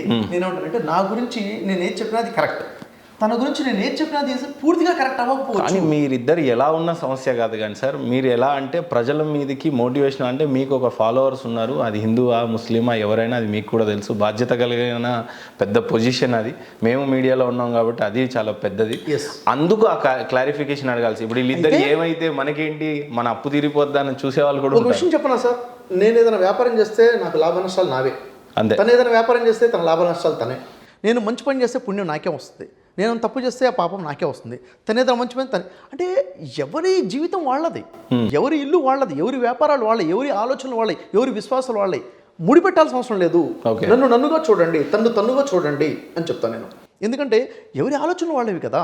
నేను క్లియర్గా నేను MSW చేస్తున్నాను, masters in social work from Osmania university. నేను సైకాలజిస్ట్ని, నేను లైఫ్ కోచ్ని, నేను మాస్టర్ మోటివేటర్ని, నేను బిజినెస్ ఆచార్యాన్ని, బిజినెస్ స్ట్రాటజీస్ నేను నేర్పిస్తాను. ద లా ఆఫ్ అట్రాక్షన్ని మొట్టమొదటిసారిగా వేదాల నుంచి లా ఆఫ్ అట్రాక్షన్ని, భగవద్గీత నుంచి లా ఆఫ్ అట్రాక్షన్ని, బైబిల్ నుంచి లా ఆఫ్ అట్రాక్షన్ని, ఖురాన్ నుంచి లా ఆఫ్ అట్రాక్షన్ని తీసి మొట్టమొదటిగా ప్రపంచంలోనే ప్రజలకు తీసుకొచ్చే ప్రయత్నం చేసిన మొదటి వ్యక్తి నేను. లా of attraction is neuro science, అంతవరకే తెలుసు. లా ఆఫ్ అట్రాక్షన్ మోడర్న్ సైన్స్ కాదు అని చెప్తున్న వ్యక్తి నేను. లా ఆఫ్ అట్రాక్షన్ వైదిక్ సైన్స్ అని చెప్తున్నాను నేను. ఎందుకంటే ఖురాన్ కన్నా ముందు బైబిల్ అయితే, బైబిల్ కన్నా ముందు వేదాలు ఉన్నాయి. వేదాలే మొట్టమొదటి ధార్మిక గ్రంథాలు. ఒకరు అవునన్నా కాదన్నా వాస్తవం. వైదిక శాస్త్రంలో చెప్పబడింది లా ఆఫ్ అట్రాక్షన్, అదే తిరిగి బైబిల్లో చెప్పబడింది, అదే తిరిగి ఖురాన్లో చెప్పబడింది. ఎందుకంటే ఒకే విషయం మాటిమాటికే చెప్పబడుతుంది గ్రంథాల్లో. ప్రాంతాలు వేరు, భాషలు వేరు, ప్రవక్తలు వేరు అయి ఉండొచ్చు. కాబట్టి లా ఆఫ్ అట్రాక్షన్ ఎంత పవర్ఫుల్ సైన్స్ అంటే, అసలు లా ఆఫ్ అట్రాక్షన్ నేర్చుకున్న తర్వాత నా లైఫ్లో చాలా చేంజ్ వచ్చింది, నా లైఫ్లో గొప్ప ట్రాన్స్ఫర్మేషన్ వచ్చింది, నా ఆలోచన విధానం మారిపోయింది. అంటే మనం ఏదైతే అనుకుంటామో అది మనం సాధిస్తామో, మనం ఏదైతే అనుకుంటామో అది మనం యూనివర్స్తో మనం కనెక్ట్ అవ్వాలంటే ఎలా కనెక్ట్ అవ్వాలి, యూనివర్స్ మన కోసం వర్క్ చేయాలంటే మనం ఎలా చేయగలగాలి, ఈ యూనివర్స్ మొత్తం ఎవరి ఆధీనంలో ఉంది, ఆ సర్వేశ్వరుడు యొక్క గొప్ప శక్తి సామర్థ్యాలు ఏంటి, సర్వేశ్వరుడితో మనం కనెక్ట్ అవ్వాలంటే స్పిరిచువాలిటీ ఎలా కనెక్ట్ అవ్వాలి, మన కోసం యూనివర్స్ పనిచేసేలాగా సర్వేశ్వరుడితో ఎలా కనెక్ట్ అవ్వాలి, ఇదంతా కూడా చాలా గొప్ప విషయం. మనిషి నిరాశాజీవిగా కాకుండా ఆశాజీవిగా ఎలా ముందుకెళ్ళాలి, ఆశాజీవిగా. ఎందుకంటే సార్ మానవుడికి ఆ సృష్టికర్త, సర్వేశ్వరుడు, ఆ భగవంతుడు, అల్లా, యెహోవా ఇచ్చిన బ్రెయిన్ ఏదైతుందో, మైండ్ ఏదైతుందో very much powerful. Conscious mind యొక్క పవర్ వేరు, సబ్ కాన్షియస్ మైండ్ యొక్క పవర్ వేరు, సూపర్ కాన్షియస్ మైండ్ యొక్క పవర్ వేరు. నేను బిలీవ్ చేస్తాను సార్. అది సబ్కాన్షియస్ మైండ్ని మనం ఎలా వాడుకోవాలి. ఇప్పుడు చూడండి, మీరు నా మాటలు వింటాను, నేను మీతో మాట్లాడుతున్నాను, మనకు తెలియకుండానే మన గుండె కొట్టుకుంటుంది, మన ఊపిరి పీల్చుకుంటున్నాం, మనకు తెలియ బాడీలో 1,00,000 పనులు జరుగుతున్నాయి, 1,00,000 కదా. అంటే జీవక్రియలు 1,00,000, ప్రతి అణువు పనిచేస్తుంది. ఇదంతా ఎవరు చేస్తున్నారు? కావాలని మనం చేస్తున్నామా? లేదు. సబ్కాన్షియస్ బ్రెయిన్ ఒకేసారి 1,00,000 పనులు చేయగలుగుతున్న శక్తి సామర్థ్యాలు ఉన్నటువంటి సబ్కాన్షియస్ బ్రెయిన్ మనకు ఉన్నప్పుడు దానికి మనం ఒక విజన్ ఇస్తే మనం నిద్రపోయినా పనిచేస్తుంది. కాన్షియస్ బ్రెయిన్ కొన్ని గంటల తర్వాత నిద్రపోతుంది, కానీ సబ్కాన్షియస్ జీవితంలో నిద్రపోదు. మీ ప్రయాస ఇంత స్ట్రాంగ్, ఇంత హార్డ్ వర్క్ చేశారు కదా, వీటి మీద ఇంత ప్రయాసగా పరిశోధన, పరిశీలన, దాని ఆచరణ, చాలామందికి బోధించాలన్న తపన, ఇదంతా ఒక పక్క ఉంది. ఒక జర్నలిస్ట్ సోదరు నిన్ననే నేను చూసిన వీడియోలో, ఈయన ఒక మిలియనర్ని తయారు చేస్తాడంట, లేకపోతే కోటీశ్వర్లను తయారు చేస్తారట, అసలు ఆయనకి ఎంత కోట్లు ఉన్నాయి, ఆయన ఎంత బిలియనియర్, ఆయన పెద్ద అంబానియా, ఇంకా ఆయన ఇంకొకరిని తయారు చేస్తాడా, ఆయనకే తినడానికో లేదో సర్వైవల్ ఇష్యూస్ ఉన్నప్పుడు ఆయన బిజినెస్ మ్యాన్లకు బిజినెస్ చేయడం ఎలా నేర్పిస్తాడు అనే క్వశ్చన్ని ఎలా రిసీవ్ చేసుకుంటారు? ప్రశ్న ఇది, ప్రజలకు అందరికీ తెలియాల్సిన question. Sachin Tendulkar the greats batsmen, the god of cricket అంటాం, ద హీరో ఆఫ్ క్రికెట్ అంటాం.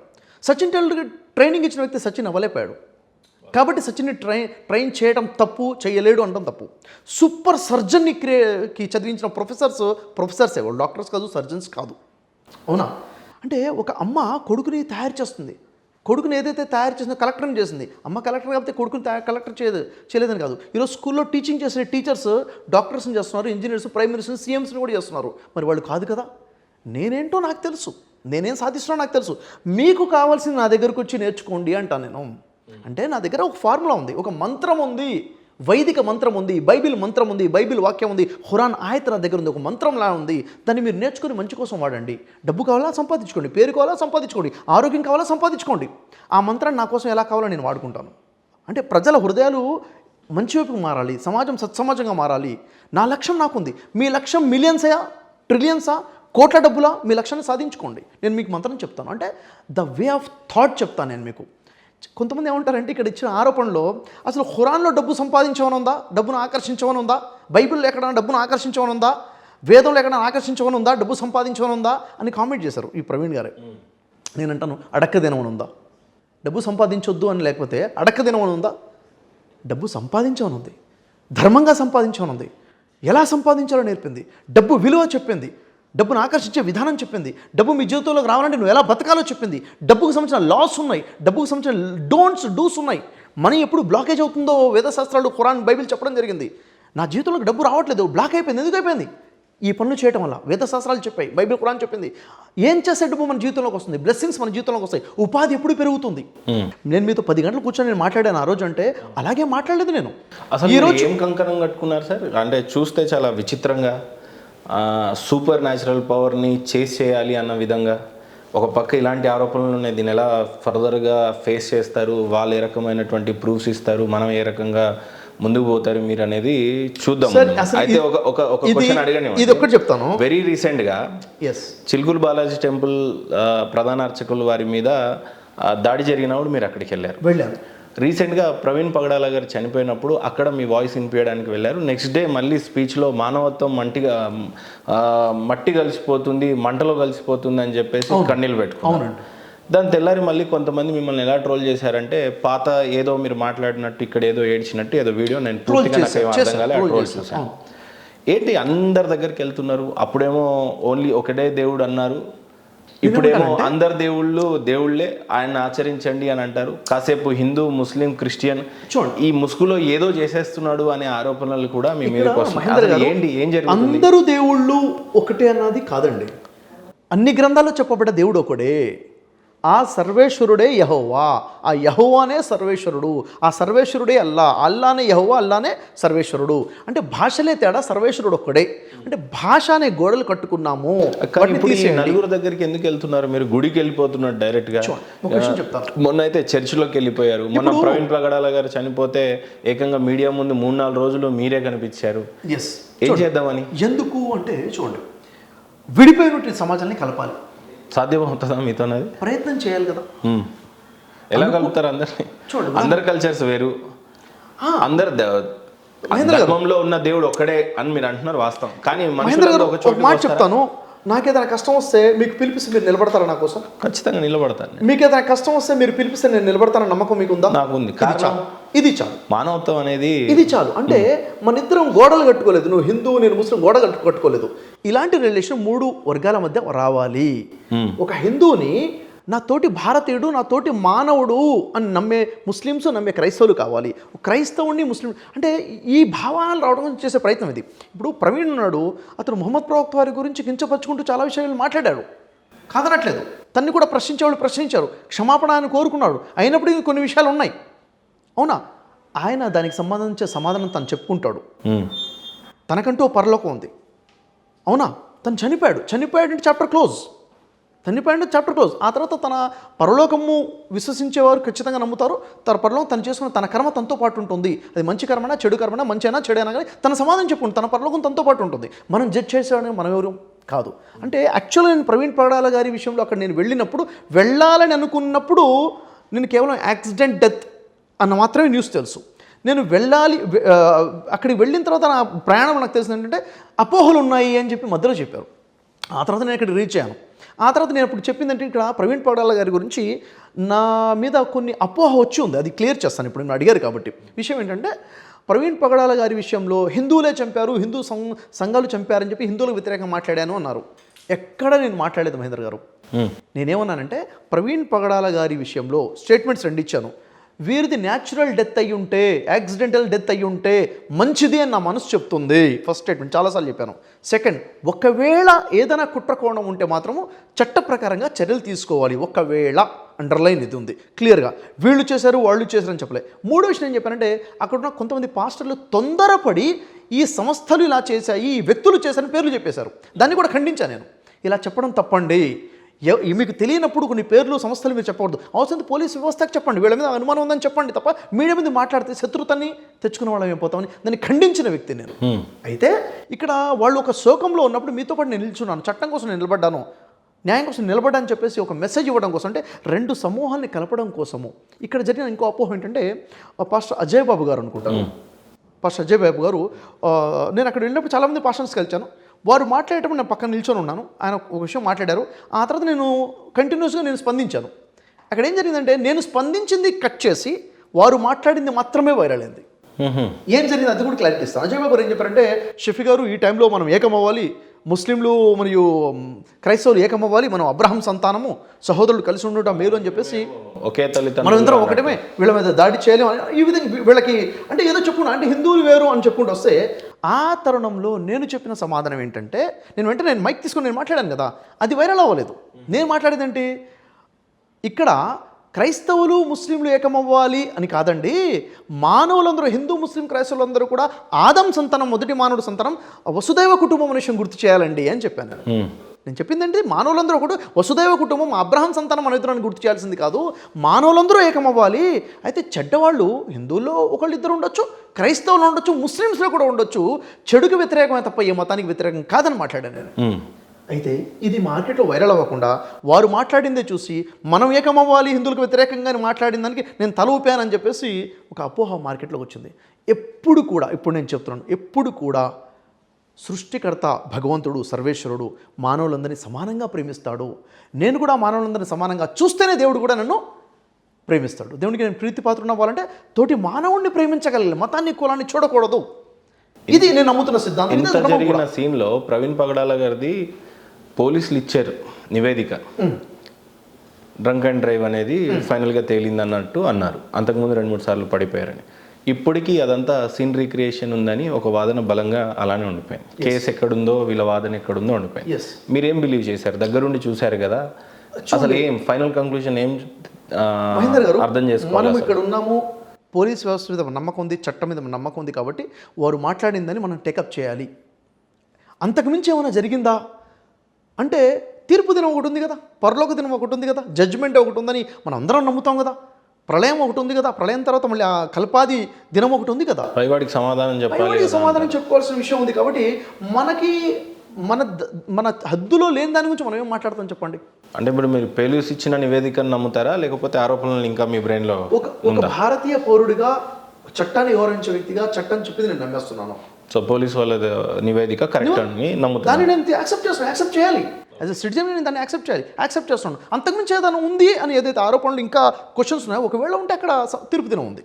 ఎంతో ప్రయాసపడి లైఫ్లో ఒక ఇమేజ్ని సంపాదించుకోవాలంటే ప్రతి anchor, reporter, actor, politician, everybody they seek for the identity.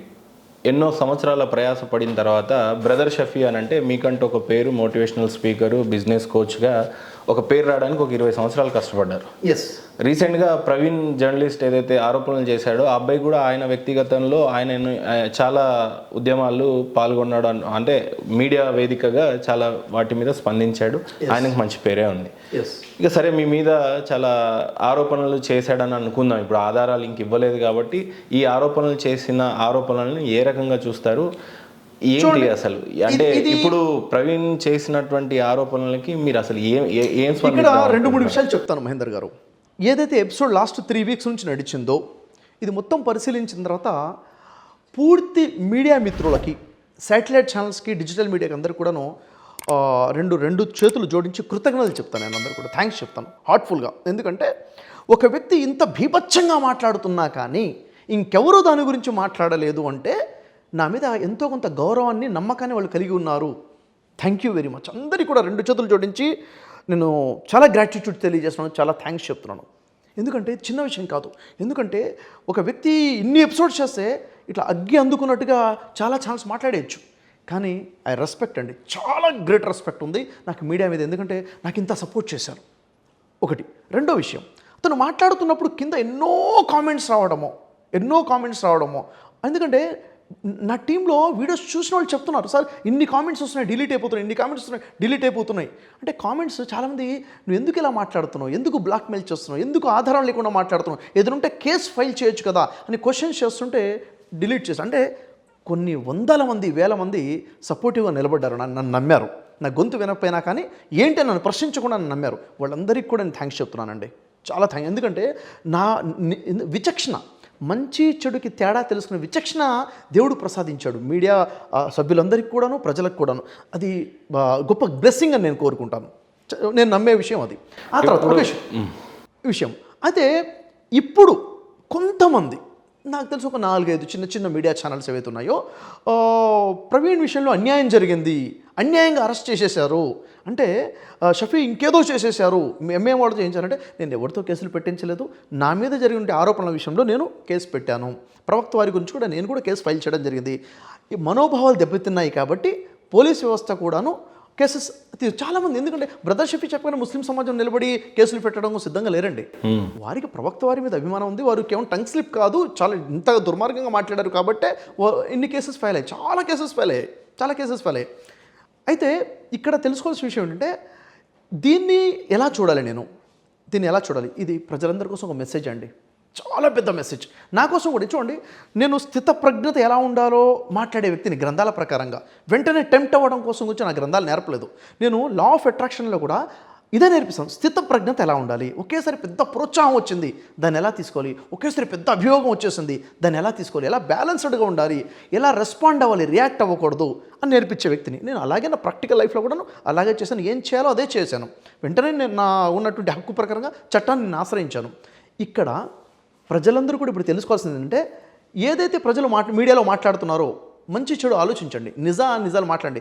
అంటే మీడియాలో వచ్చింది ప్రతిదీ నిజం కాదు అన్న విషయం ఇప్పుడు పెద్ద ఎగ్జాంపుల్ నా గురించి వచ్చింది, పెద్ద ఎగ్జాంపుల్గా ఉంది. కాబట్టి ఇప్పుడు ప్రజలకు అర్థమైపోయింది, అంటే మీడియాలో వచ్చిందంత నమ్మకూడదు బాబు, వాస్తవం ఏంటో పరిశీలించాలి. ఇక్కడ ఒక ఇష్యూ ఉంది బ్రదర్ షఫీ గారు.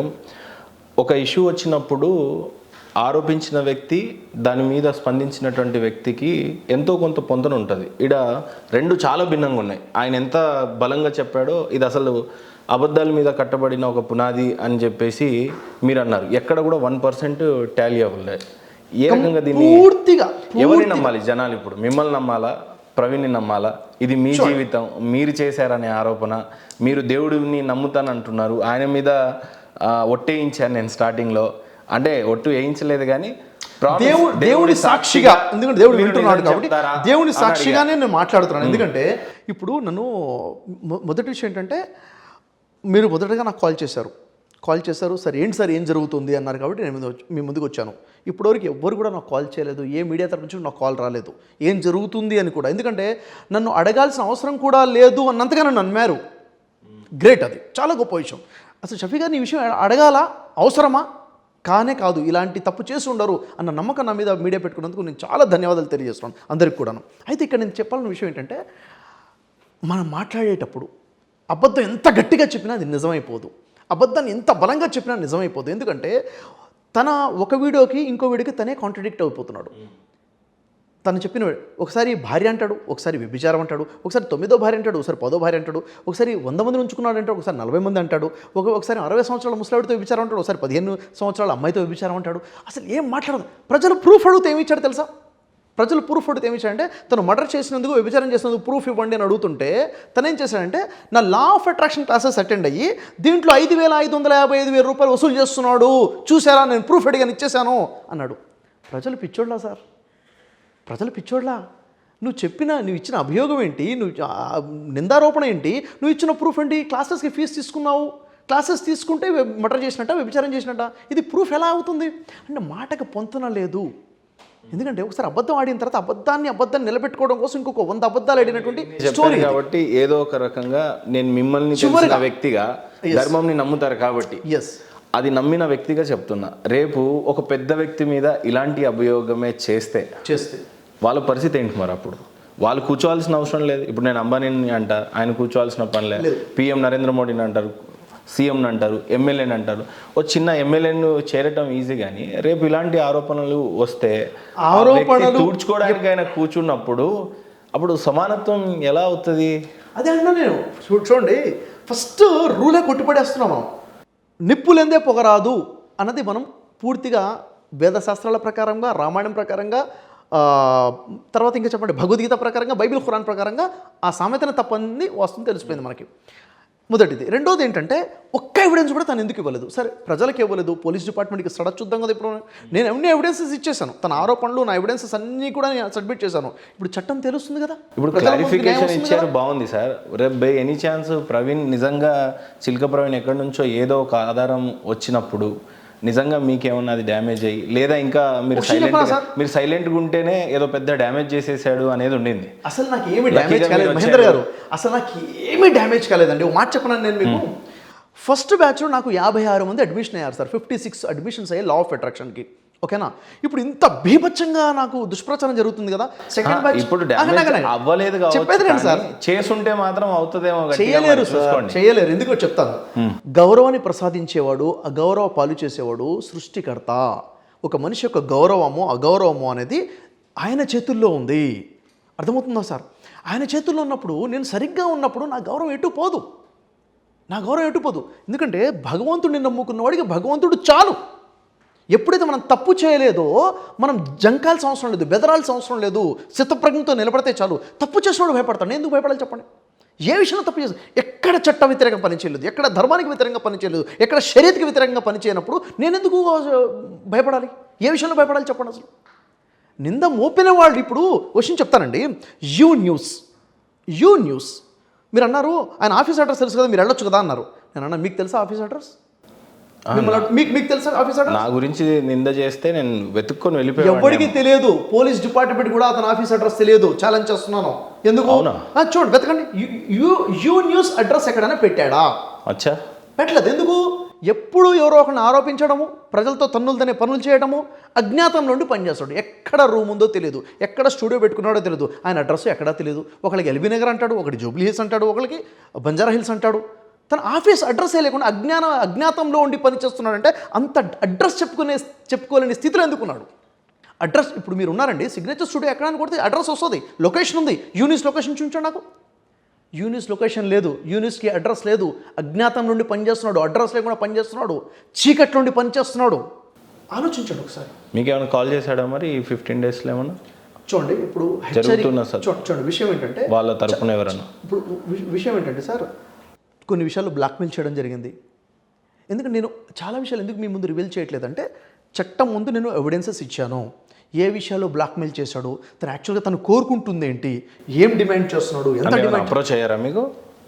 అది నేను చట్టం ఎందుకంటే సార్ ఇప్పుడు యాక్చువల్గా ఇది కేసు ఫైల్ ఉంది కాబట్టి చాలా విషయాలు నేను మాట్లాడకూడదు ఎందుకంటే ఇప్పుడు ఏ ఆరోపణలకి నేను బాధ్యత వహిస్తున్నానంటే ప్రజల్ని మోసం చేస్తున్నాడు అన్నాడే, వ్యాపారంతో ప్రజల్ని మోసం చేస్తున్నాను అన్నాడే, నేను బాధ్యత వహిస్తాను, నేను సమాధానం చెప్తాను, నేను వాటికి ఖచ్చితంగా సమాధానం చెప్తాను. ఇప్పుడు లా ఆఫ్ అట్రాక్షన్ క్లాసెస్ మీద డబ్బులు దండుకుంటున్నాడు అని చెప్పాడు సార్. నేను మిమ్మల్ని ప్రశ్న అడుగుతాను. మార్కెట్లో ఒక బుక్ రిలీజ్ అయింది, ఒక కొత్త బుక్ రిలీజ్ అయి ఉంది. ఆ బుక్లో ఒక పర్సనల్ లైఫ్లో హ్యాపీగా ఎలా ఉండాలి, ఫ్యామిలీ లైఫ్లో మంచి లైఫ్ లీడ్ ఎలా చేయాలి, వ్యాపారంలో టెక్నిక్స్ ఎలా ఉండాలి, పీస్ఫుల్ లైఫ్ ఎలా లీడ్ చేయాలి అని చెప్పేసి కొన్ని సబ్జెక్ట్స్ ఉన్నాయి. ఆ బుక్ ఇష్టం ఉంటే కొనుక్కుంటారు, ఇష్టం లేకపోతే కొనుక్కోరు. బలవంతం ఏమి లేదు కదా, ట్రూ. ఫ్రీగా పంచుతారా? పంచరు కదా. దానికి 5 రూపాయలు, 50 రూపాయలు, 500 పెడతారు. అలాగే నా క్లాసెస్ కూడా నేను డిజైన్ చేశాను. మీ వ్యక్తిగత జీవితంలో మనశ్శాంతి కావాలన్నా, మీ వ్యాపార జీవితంలో స్ట్రాటజీస్ కావాలన్నా నేను చాలా వర్క్షాప్స్ పెట్టానండి. చేంజ్ యువర్ ఫ్యూచర్ వర్క్షాప్ ఉంది, బిజినెస్ వర్క్షాప్ ఉంది, లీడర్షిప్ వర్క్షాప్ ఉంది, స్ట్రెస్ మేనేజ్మెంట్ వర్క్షాప్ ఉంది. 11 వర్క్షాప్స్ ఉన్నాయి ఆన్లైన్ ఆఫ్లైన్లో. లా ఆఫ్ అట్రాక్షన్ వేదాలలో ఉన్న సబ్జెక్ట్, భగవద్గీత బైబిల్ ఖురాన్ ప్రకారంగా లా ఆఫ్ అట్రాక్షన్ సైన్స్ మొట్టమొదటిసారిగా నేను ప్రవేశపెట్టినటువంటి వ్యక్తిని. అంటే ఈ క్లాసెస్ మిమ్మల్ని బలవంతం పెట్టానా, ఏమైనా బలవంతం పెట్టానా? ఇష్టం ఉన్న వాళ్ళు అర్థమైతే అటెండ్ అవుతారు, అవునా లేదా? ఇప్పుడు స్కూల్స్ ఉన్నాయి మహేంద్ర భాయ్, గవర్నమెంట్ స్కూల్స్ ఉన్నాయి, మరి ప్రైవేట్ స్కూల్స్ ఎందుకు ఉన్నాయి చెప్పండి? ప్రైవేట్ స్కూల్స్లో ఎన్నో స్థాయిలో ఉన్నాయి. 10,000 రూపాయల ఫీజు ఉన్న స్కూల్ ఉంది, 1,00,000 రూపాయల ఫీజు ఉంది, 10 లక్షల రూపాయల ఫీజు ఉన్న స్కూల్స్ ఉన్నాయి. ఎందుకు అంత ఫీజు పెట్టారు? వాళ్ళు ఇచ్చే ఫెసిలిటీస్ని బట్టి, వాళ్ళు మెయింటైన్ చేసే ఇన్ఫ్రాస్ట్రక్చర్ని బట్టి, వాళ్ళ దగ్గర ఉన్న ఫ్యాకల్టీ టీచర్స్ని బట్టి. పైగా ఎవరు వచ్చినా వాళ్ళ ఇష్టంతోనే జాయిన్ అయితే పేరెంట్స్ ఇష్టపడి పిల్లల్ని జాయిన్ చేయించుకుంటారు తప్ప బలవంతం లేదు. ఇదంతా అర్థమయ్యేటప్పుడు అది ఎవరికి ఇష్యూ లేదు, జస్ట్ ఆరోపణలు ఇష్యూ. కానీ పెద్ద ఆరోపణ, అర్థమయ్యే వాళ్ళకి అర్థమైపోయింది. అంటే పెద్ద ఆరోపణ అంటే ఇతను డబ్బులు తీసుకుని క్లాసులు చెప్తున్నాడు, మోసం చేస్తున్నాడు. నేను ఎవరిని మోసం చేయాల్సిన అవసరం లేదు. ఒకటేంటి చెప్పాలా ప్రవీణ్ గారు, నేను చేసే ప్రతి పని కూడా పబ్లిక్గా చేస్తాను, ఆన్ స్టేజ్ చేస్తాను, ప్రజల ముందు చెప్తాను, సోషల్ మీడియాలో పెట్టి చేస్తాను. ఇప్పటివరకు ఎప్పుడు కూడా ఇల్లీగల్ యాక్టివిటీ చేయలేదు, ధర్మానికి వ్యతిరేకంగా ఎప్పుడు చేయలేదు, చెయ్యని కూడా. ప్రజలందరినీ కూడా ఇలాగే బతకమని చెప్తాను, నేను ధర్మ ప్రకారంగా బతకమని చెప్తాను. ఓవరాల్గా జరిగినటువంటి ఎపిసోడ్ మిమ్మల్ని ఎంతవరకు కృంగదీశాయి? మిమ్మల్ని నమ్ముకున్న ప్రజలకి మీరు ఏం చెప్తారు అని అంటే? ఈ ఎపిసోడ్ వల్ల నాకు లాభం జరిగింది సార్. చెప్పమంటారా ఏం లాభం జరిగిందో? ఈ ఎపిసోడ్ వల్ల brother Shafi law of attraction అనే కొత్త కోర్స్ స్టార్ట్ చేశాడు అనే విషయం ప్రజలకు తెలిసింది. చాలా విరివిగా, చాలా ఎక్కువగా అడ్మిషన్ స్టార్ట్ అయిపోయాయి. ప్రజలు ఏంటో తెలుసుకునే ప్రయత్నంలోకి వచ్చారు. ప్రజలకి మరొకసారి బ్రదర్ షఫీ ఏంటో ప్రజలకు తెలిసొచ్చింది, నిజాయితీ ఏంటో తెలిసొచ్చింది, ధర్మం ఏంటి. ఎందుకంటే ధర్మమే గెలుస్తుంది, సత్యమే గెలుస్తుంది. కాబట్టి జర్నలిస్ట్కి ఒక జర్నలిజం మచ్చగా ఉన్న వ్యక్తులు కూడా కొంతమంది ఉంటారు, అప్రమత్తంగా ఉండండి అని చెప్పడం జరిగింది. ఆయన ప్రవక్త మొహమ్మద్ వారికి వ్యతిరేకమే కాదు, ఆయన టంగ్ స్లిప్ కాదు, ఇంత ఘోరంగా మాట్లాడాడు అన్న విషయం తెలిసింది. ప్రవక్తలందరికీ వ్యతిరేకంగా మాట్లాడాడు, మహిళలకు వ్యతిరేకంగా మాట్లాడాడు. ఇంకో విషయం తెలుసా సార్? ఇంకో విషయం చెప్తాను నేను మీకు. చాలామంది అడిగారు, నిజంగా బ్రదర్ షఫీ తప్పే చేస్తుంటే ఆయన మీద కేసు పెట్టండి అన్నారు. ఆయన కేసు ఫైల్ చేయలేదు. ఎందుకు ఫైల్ చేయలేదు? ఆధారాలు లేకనా, లేక ఎందుకంటే 2 రీజన్స్ అండి. ఫస్ట్ ఆధారాలు లేక, ఇంకో రీజన్ ఉంది. ఆ రీజన్ అంటే మీకు చెప్పమంటారా? చెప్పండి. చట్టం అంటే నమ్మకం లేదు ఆయనకి, కోర్టు వ్యవస్థ మీద నమ్మకం లేదు, అగౌరవంగా మాట్లాడతాడు. మీకు వీడియో వినిపిస్తాను. చట్టానికి వ్యతిరేకంగా అసలు చూడండి ఏం మాట్లాడతాడో వినండి ఒకసారి. ఈ చట్టానికి దళితుల అరుపులు వినబడవు, దళితుల గోసలు కనబడవు, దళితుల ఆర్తనాదాలు ఈ రాజ్యానికి వినబడవు. కాబట్టి దళితుల మీద దాడి జరిగితే తిరిగి ప్రతి దాడి ద్వారానే ఈ దాడులను కట్టడి చేయాలి. దాడి జరిగితే ఏం చేయాలంట? మళ్ళీ ప్రతి దాడి చేయాలి. అంటే చట్టాన్ని ఆశ్రయించని చెప్పట్లేదు, ప్రతి దాడి ద్వారానే ఈ దాడులను కట్టడి చేయాలి. హింస జరిగితే, ప్రతి హింస జరిగితేనే ఈ దాడులు ఆగుతాయి, లేకపోతే ఈ దాడులు ఆగవు. నువ్వు అరిచినా ఈ చట్టానికి హింస జరిగితే ఏం చేయాలంట? ప్రతి హింస చేయాలి. ఇంకా చెప్తాడుతాను, ఆ వీడియో కంప్లీట్గా మీరు వింటే మీకు అర్థమవుతుంది. పరిష్కారం ఏంది? నేను ఒక్కటే చెప్తున్నా, 1000 ఏళ్లుగా ఎవడో దాడి చేయడం, మాకు న్యాయం కావాలని రోడ్లెక్కి దళితులు అరవడం, 1000 ఏళ్లుగా ఇదే జరుగుతున్నది. మీకోసం ఎవడో ఆకాశం నుండి ఊడిపడరు. మీలో ఉన్న మీరే మీ శక్తిని గ్రహించి మీకు మీరే పరివర్తన చెంది మా మీద ఎందుకు దాడులు జరుగుతున్నాయని మీకు మీరే రియలైజ్ అయ్యి ఎవరైతే మీద దాడి చేసిందో మీరు ప్రతి దాడులకు దిగితే తప్ప ఈ దాడులు ఆగవు. మోటివేషన్ చేస్తున్నాడు. దాడి చేస్తే చట్టాన్ని ఆశ్రయించని చెప్పట్లే, ప్రతి దాడి చేయండి. ఇంకా తర్వాత అంటాడు, కోర్టుని ఆశ్రయించి మీకు న్యాయం జరగదు అంటున్నాడు. కోర్టుని ఆశ్రయించినా మీకు న్యాయం జరగదు, మీరు ప్రతి దాడి చేయాల్సిందే, హింసకు ప్రతి హింస చేయాల్సిందే. ఇది ఇతని స్ట్రాటజీ. అంటే చట్టం అంటే నమ్మకం లేనటువంటి వ్యక్తి ప్రజల్ని మోటివేట్ చేస్తున్నాడు, చట్టం వేస్ట్, ప్రతిదాడే చేయండి అంటే. ఇక్కడ చూడండి ఎంత క్రిమినల్గా ఆలోచిస్తున్నాడు. మీకు ఒక విషయం చెప్తానండి. మా గురువు గారు గంపా నాగేశ్వరరావు గారు, ఇంపాక్ట్ ఫౌండేషన్ మీకు తెలుసు, తెలుగు రాష్ట్రాలకు తెలుసు. నాలాంటి వేల మందిని తయారు చేశారు గంపా నాగేశ్వరరావు గారు. నేను వారి శిష్యులు ఒక శిష్యుడిని. గంపా నాగేశ్వరరావు గారు నా ఒక ప్రోగ్రాం ఆర్గనైజ్ చేశారు. నా ప్రోగ్రాం ఆర్గనైజ్ చేస్తే ఈ ప్రవీణ్ గంపా నాగేశ్వరరావు గారికి ఫోన్ చేసి, వాడు పెద్ద దుర్మార్గుడు అండి, వాడు మర్డర్ చేశాడు, వ్యభిచారి, వాడి ప్రోగ్రామ్ క్యాన్సిల్ చేశాడు, మీరు పెట్టొద్దని చెప్పేసి ఫోన్ చేస్తే గంపా నాగేశ్వరరావు గారికి నా మీద ఉన్న నమ్మకం మీద సో చేద్దామని చెప్పేసి ప్రోగ్రామ్ కంటిన్యూ చేశాం మేము. చాలా ఎక్సలెంట్ సక్సెస్గా ఈవెంట్ అయింది. ఆ తర్వాత ఈ ప్రవీణ్ ఇంకో వీడియో తయారు చేసి పెడతాడు గంపా నాగేశ్వరరావు గారి గురించి. అంత గౌరవప్రదంగా సమాజానికి ఇంత గొప్ప సేవ చేసినట్టు గంపా నాగేశ్వర గురించి అంటాడు. వాడు వీడు అని మాట్లాడతాడు. వాడి భాగవతం బయట పెడతానని చెప్తాడు. అసలు మోటివేషన్ స్పీకర్లు అందరి భాగవతం బయట పెడతానని చెప్తాడు. అంటే సమాజంలో మంచి చేసేవాడు ఉండకూడదా? అంటే మంచి అంటే ఎంత అసహ్యం ఇతనికి, మంచి వెంట ఎందుకు ఇతనికి పడదు? అంటే మోటివేషన్ స్పీకర్లు అందరూ భాగవతం బయట పెట్టేస్తాడా? గంపా నాగేశ్వర గారు భాగవతం బయట పెట్టేస్తాడా? ఏం మాట్లాడుతున్నాడు? ఏం చెప్పాలన్నాడు? ఒక వీడియోలో తను మాట్లాడతాడు. 15 సంవత్సరాల ఒక అమ్మాయి, 14-15 సంవత్సరాల అమ్మాయి స్టేజ్ ఎక్కి మైక్ పట్టుకొని మాట్లాడుతుంది కాన్ఫిడెన్స్ గురించి, లీడర్షిప్ గురించి. మంచిదా చెడో సార్ అది? మంచిదే కదా. మంచిదే కదా. తను ఏమంటున్నాడు విన్నాడు సార్. తన ఆలోచన విధానం తెలియాలి కదా. తను ఏమంటున్నాడు చూడండి. పాప 14 సంవత్సరాలు ఉండదు, మీకు వినిపిస్తాగా, జస్ట్ 14 సంవత్సరాలు ఉండదు. పర్సనాలిటీ డెవలప్మెంట్ అర్థమైపోయిందట నాకు. పర్సనాలిటీ డెవలప్మెంట్ అంటే ఏంటో అర్థమైపోయిందట. అంటే 14 సంవత్సరాల అమ్మాయికి పర్సనల్ డెవలప్మెంట్ అర్థమైపోవడం తప్ప? పర్సనాలిటీ డెవలప్మెంట్ అంటే ఎలా ఆలోచించాలి, ఎలా ఆలోచించకూడదు అంటే ఆ అమ్మాయిని బుల్లింగ్ చేస్తున్నాడు. ఇప్పుడు చూడండి. Team lead 2 days workshop attend అయిన తర్వాత నేను నేర్చుకున్నది పట్టుదల. చిన్న పిల్ల పట్టుదల అట. పట్టుదల స్పెల్లింగ్ ఏందో తెలియదు, పట్టుదల అర్థం ఏందో తెలియదు. అంటే తల్లులే పట్టుదల ఉండకూడదా? ఈరోజు 10th క్లాస్ పిల్లలు చాలామంది డిప్రెషన్కి వెళ్ళి సూసైడ్ చేసుకున్నారు, ఫెయిల్ అయిపోయారని. మంచిగా చదవాలన్న పట్టుదల ఉండడం తప్పైపోయిందా? అంటే ఏం చెప్పాలనుకున్నాడు ఇతను? నాలో పట్టుదల వచ్చింది అని చెప్తుంటే ఏం చెప్తున్నాడు తను? పెద్ద నేరం చేసినట్టుగా మాట్లాడుతున్నాడు. పిల్లల్ని ఇట్లా తయారు చేసి చాలా గొప్పగా ఫీల్ అవుతున్నారు. అంటే తల్లులే పిల్లల్ని ఇట్లా తయారు చేస్తున్నారంట. అంటే పట్టుదల ఉండడం పెద్ద నేరమా? ఇదో పెద్ద తప్పు జరిగిపోతుంది. అంటే మంచిని చూడలేడు, గుడ్ అంటే తనకి పడదు, బ్యాడే కావాలి, గొడవలే కావాలి. ఇంత సైకిక్గా ఆలోచిస్తున్నాడు చూడండి. జస్ట్ 9వ తరగతి 8వ తరగతి ఈ అమ్మాయి ఏసి చూపెడితే బాగుండదు, గలీజ్గా ఉంటుంది, పిల్లల ప్రైవసీని దెబ్బతీసినట్టు. ఏసి చూపిస్తే ఎందుకు బాగోదు? ఆ పాప వీడియో యూట్యూబ్లో ఉంది, వేల మంది చూస్తున్నారు. చాలా ప్రౌడ్గా మాట్లాడింది, ఎలా మాట్లాడాలో స్టేజ్ మీద మంచి స్పీచ్ ఇచ్చింది. నీ దృష్టికోణం తప్పు ఉంది కాబట్టి నువ్వు బాగోదు అనిపిస్తుంది నీకు. కాన్సంట్రేషన్, ఒక టీంని ఎలా లీడ్ చేయాలి. ఈమె టీచర్ల ఆధ్వర్యంలో పెరుగుతుంది, ఈ మాట టీం లీడ్ చేస్తుందా? అంటే 9th క్లాస్ 10th క్లాస్ చదువుతున్న పాపలో లీడర్షిప్ ఉండకూడదా? ఇప్పుడు సార్ 2nd క్లాస్ చదువుతున్న పిల్లలకు కూడా క్లాస్ లీడర్ ఉండడా? ఉంటాడు. గిన్నిస్ వరల్డ్ బుక్ రికార్డ్ కొట్టిన వాళ్ళు ఉన్నారు. క్లాస్ లీడర్స్ ఉంటారు కదా, ఉండాలి. లీడర్షిప్ కావాలి కదా. 5th class 2nd class 10th class పాప లీడర్షిప్ గురించి మాట్లాడుతుంటే ఏమొక లీడర్షిప్ అర్థమైపోయిందంట. అంటే ఏం చెప్పాలనుకుంటున్నాడు సార్? ఈమె టీచర్ల దగ్గరికి పోయి చదువు నేర్చుకొని రావాలి. 14-13 సంవత్సరాల అమ్మాయితోటి మాట్లాడిపిస్తున్న మాటలు ఏది? వాడిని వాడు ప్రమోట్ చేసుకోవడానికి, వాడి బిజినెస్ని వాడు ప్రమోట్ చేసుకోవడానికి. ఒక్కసారి స్టేజ్ మీదకి వచ్చి స్టేజ్ ఎక్కడానికే భయపడే పిల్లలు స్టేజ్ ఎక్కి మాట్లాడే స్థాయికి వచ్చారు. ఇలా ఇతను మాట్లాడుతుంటే ఆ పాప వింటే ఇంకోసారి స్టేజ్ ఎక్కడానికి భయపడదా సార్? మానసికంగా దెబ్బతీస్తున్నట్టే కదా. అంటే తప్ప అన్న ఫీలింగ్ రాదా? అంటే ఏం చేయబోతున్నాడు ఇతను? వాడి అబద్ధాలను వాడు ప్రమోట్ చేసుకోవడానికి, వాడి అక్రమాలను దాచిపెట్టుకోవడానికి. నన్ను ప్రమోట్ చేస్తుంది అమ్మాయి అంటున్నాడు. నా క్లాసెస్ అటెండ్ అయిన వాళ్ళు వేల మంది ఉన్నారు. సాక్ష్యం టెస్ట్ మనీస్ నుండి 100 టెస్ట్ మనీస్ యూట్యూబ్లో ఉన్నాయి. 70 సంవత్సరాలు, 60 సంవత్సరాలు, 50 సంవత్సరాలు, 40 సంవత్సరాల వయసులో ఉన్న వాళ్ళు స్టూడెంట్స్ ఎంతోమంది ఉన్నారు, బిజినెస్ పీపుల్ ఉన్నారు. టెస్ట్ మనీస్ ఉన్నాయి. నేను మాట్లాడిస్తే మాట్లాడతారా? లా ఆఫ్ అట్రాక్షన్ క్లాసెస్ జరిగే 10 days దాంట్లో అటెండ్ అయిన వాళ్ళందరూ కూడా టెస్ట్ మనీస్ పెడుతున్నాను, వినండి. యూట్యూబ్లో ఉన్నాయి, బ్రదర్ షఫీ ఛానల్లో ఉన్నాయి, వినండి. అంటే వాళ్ళతో నేను మాట్లాడిస్తే మాట్లాడతారా?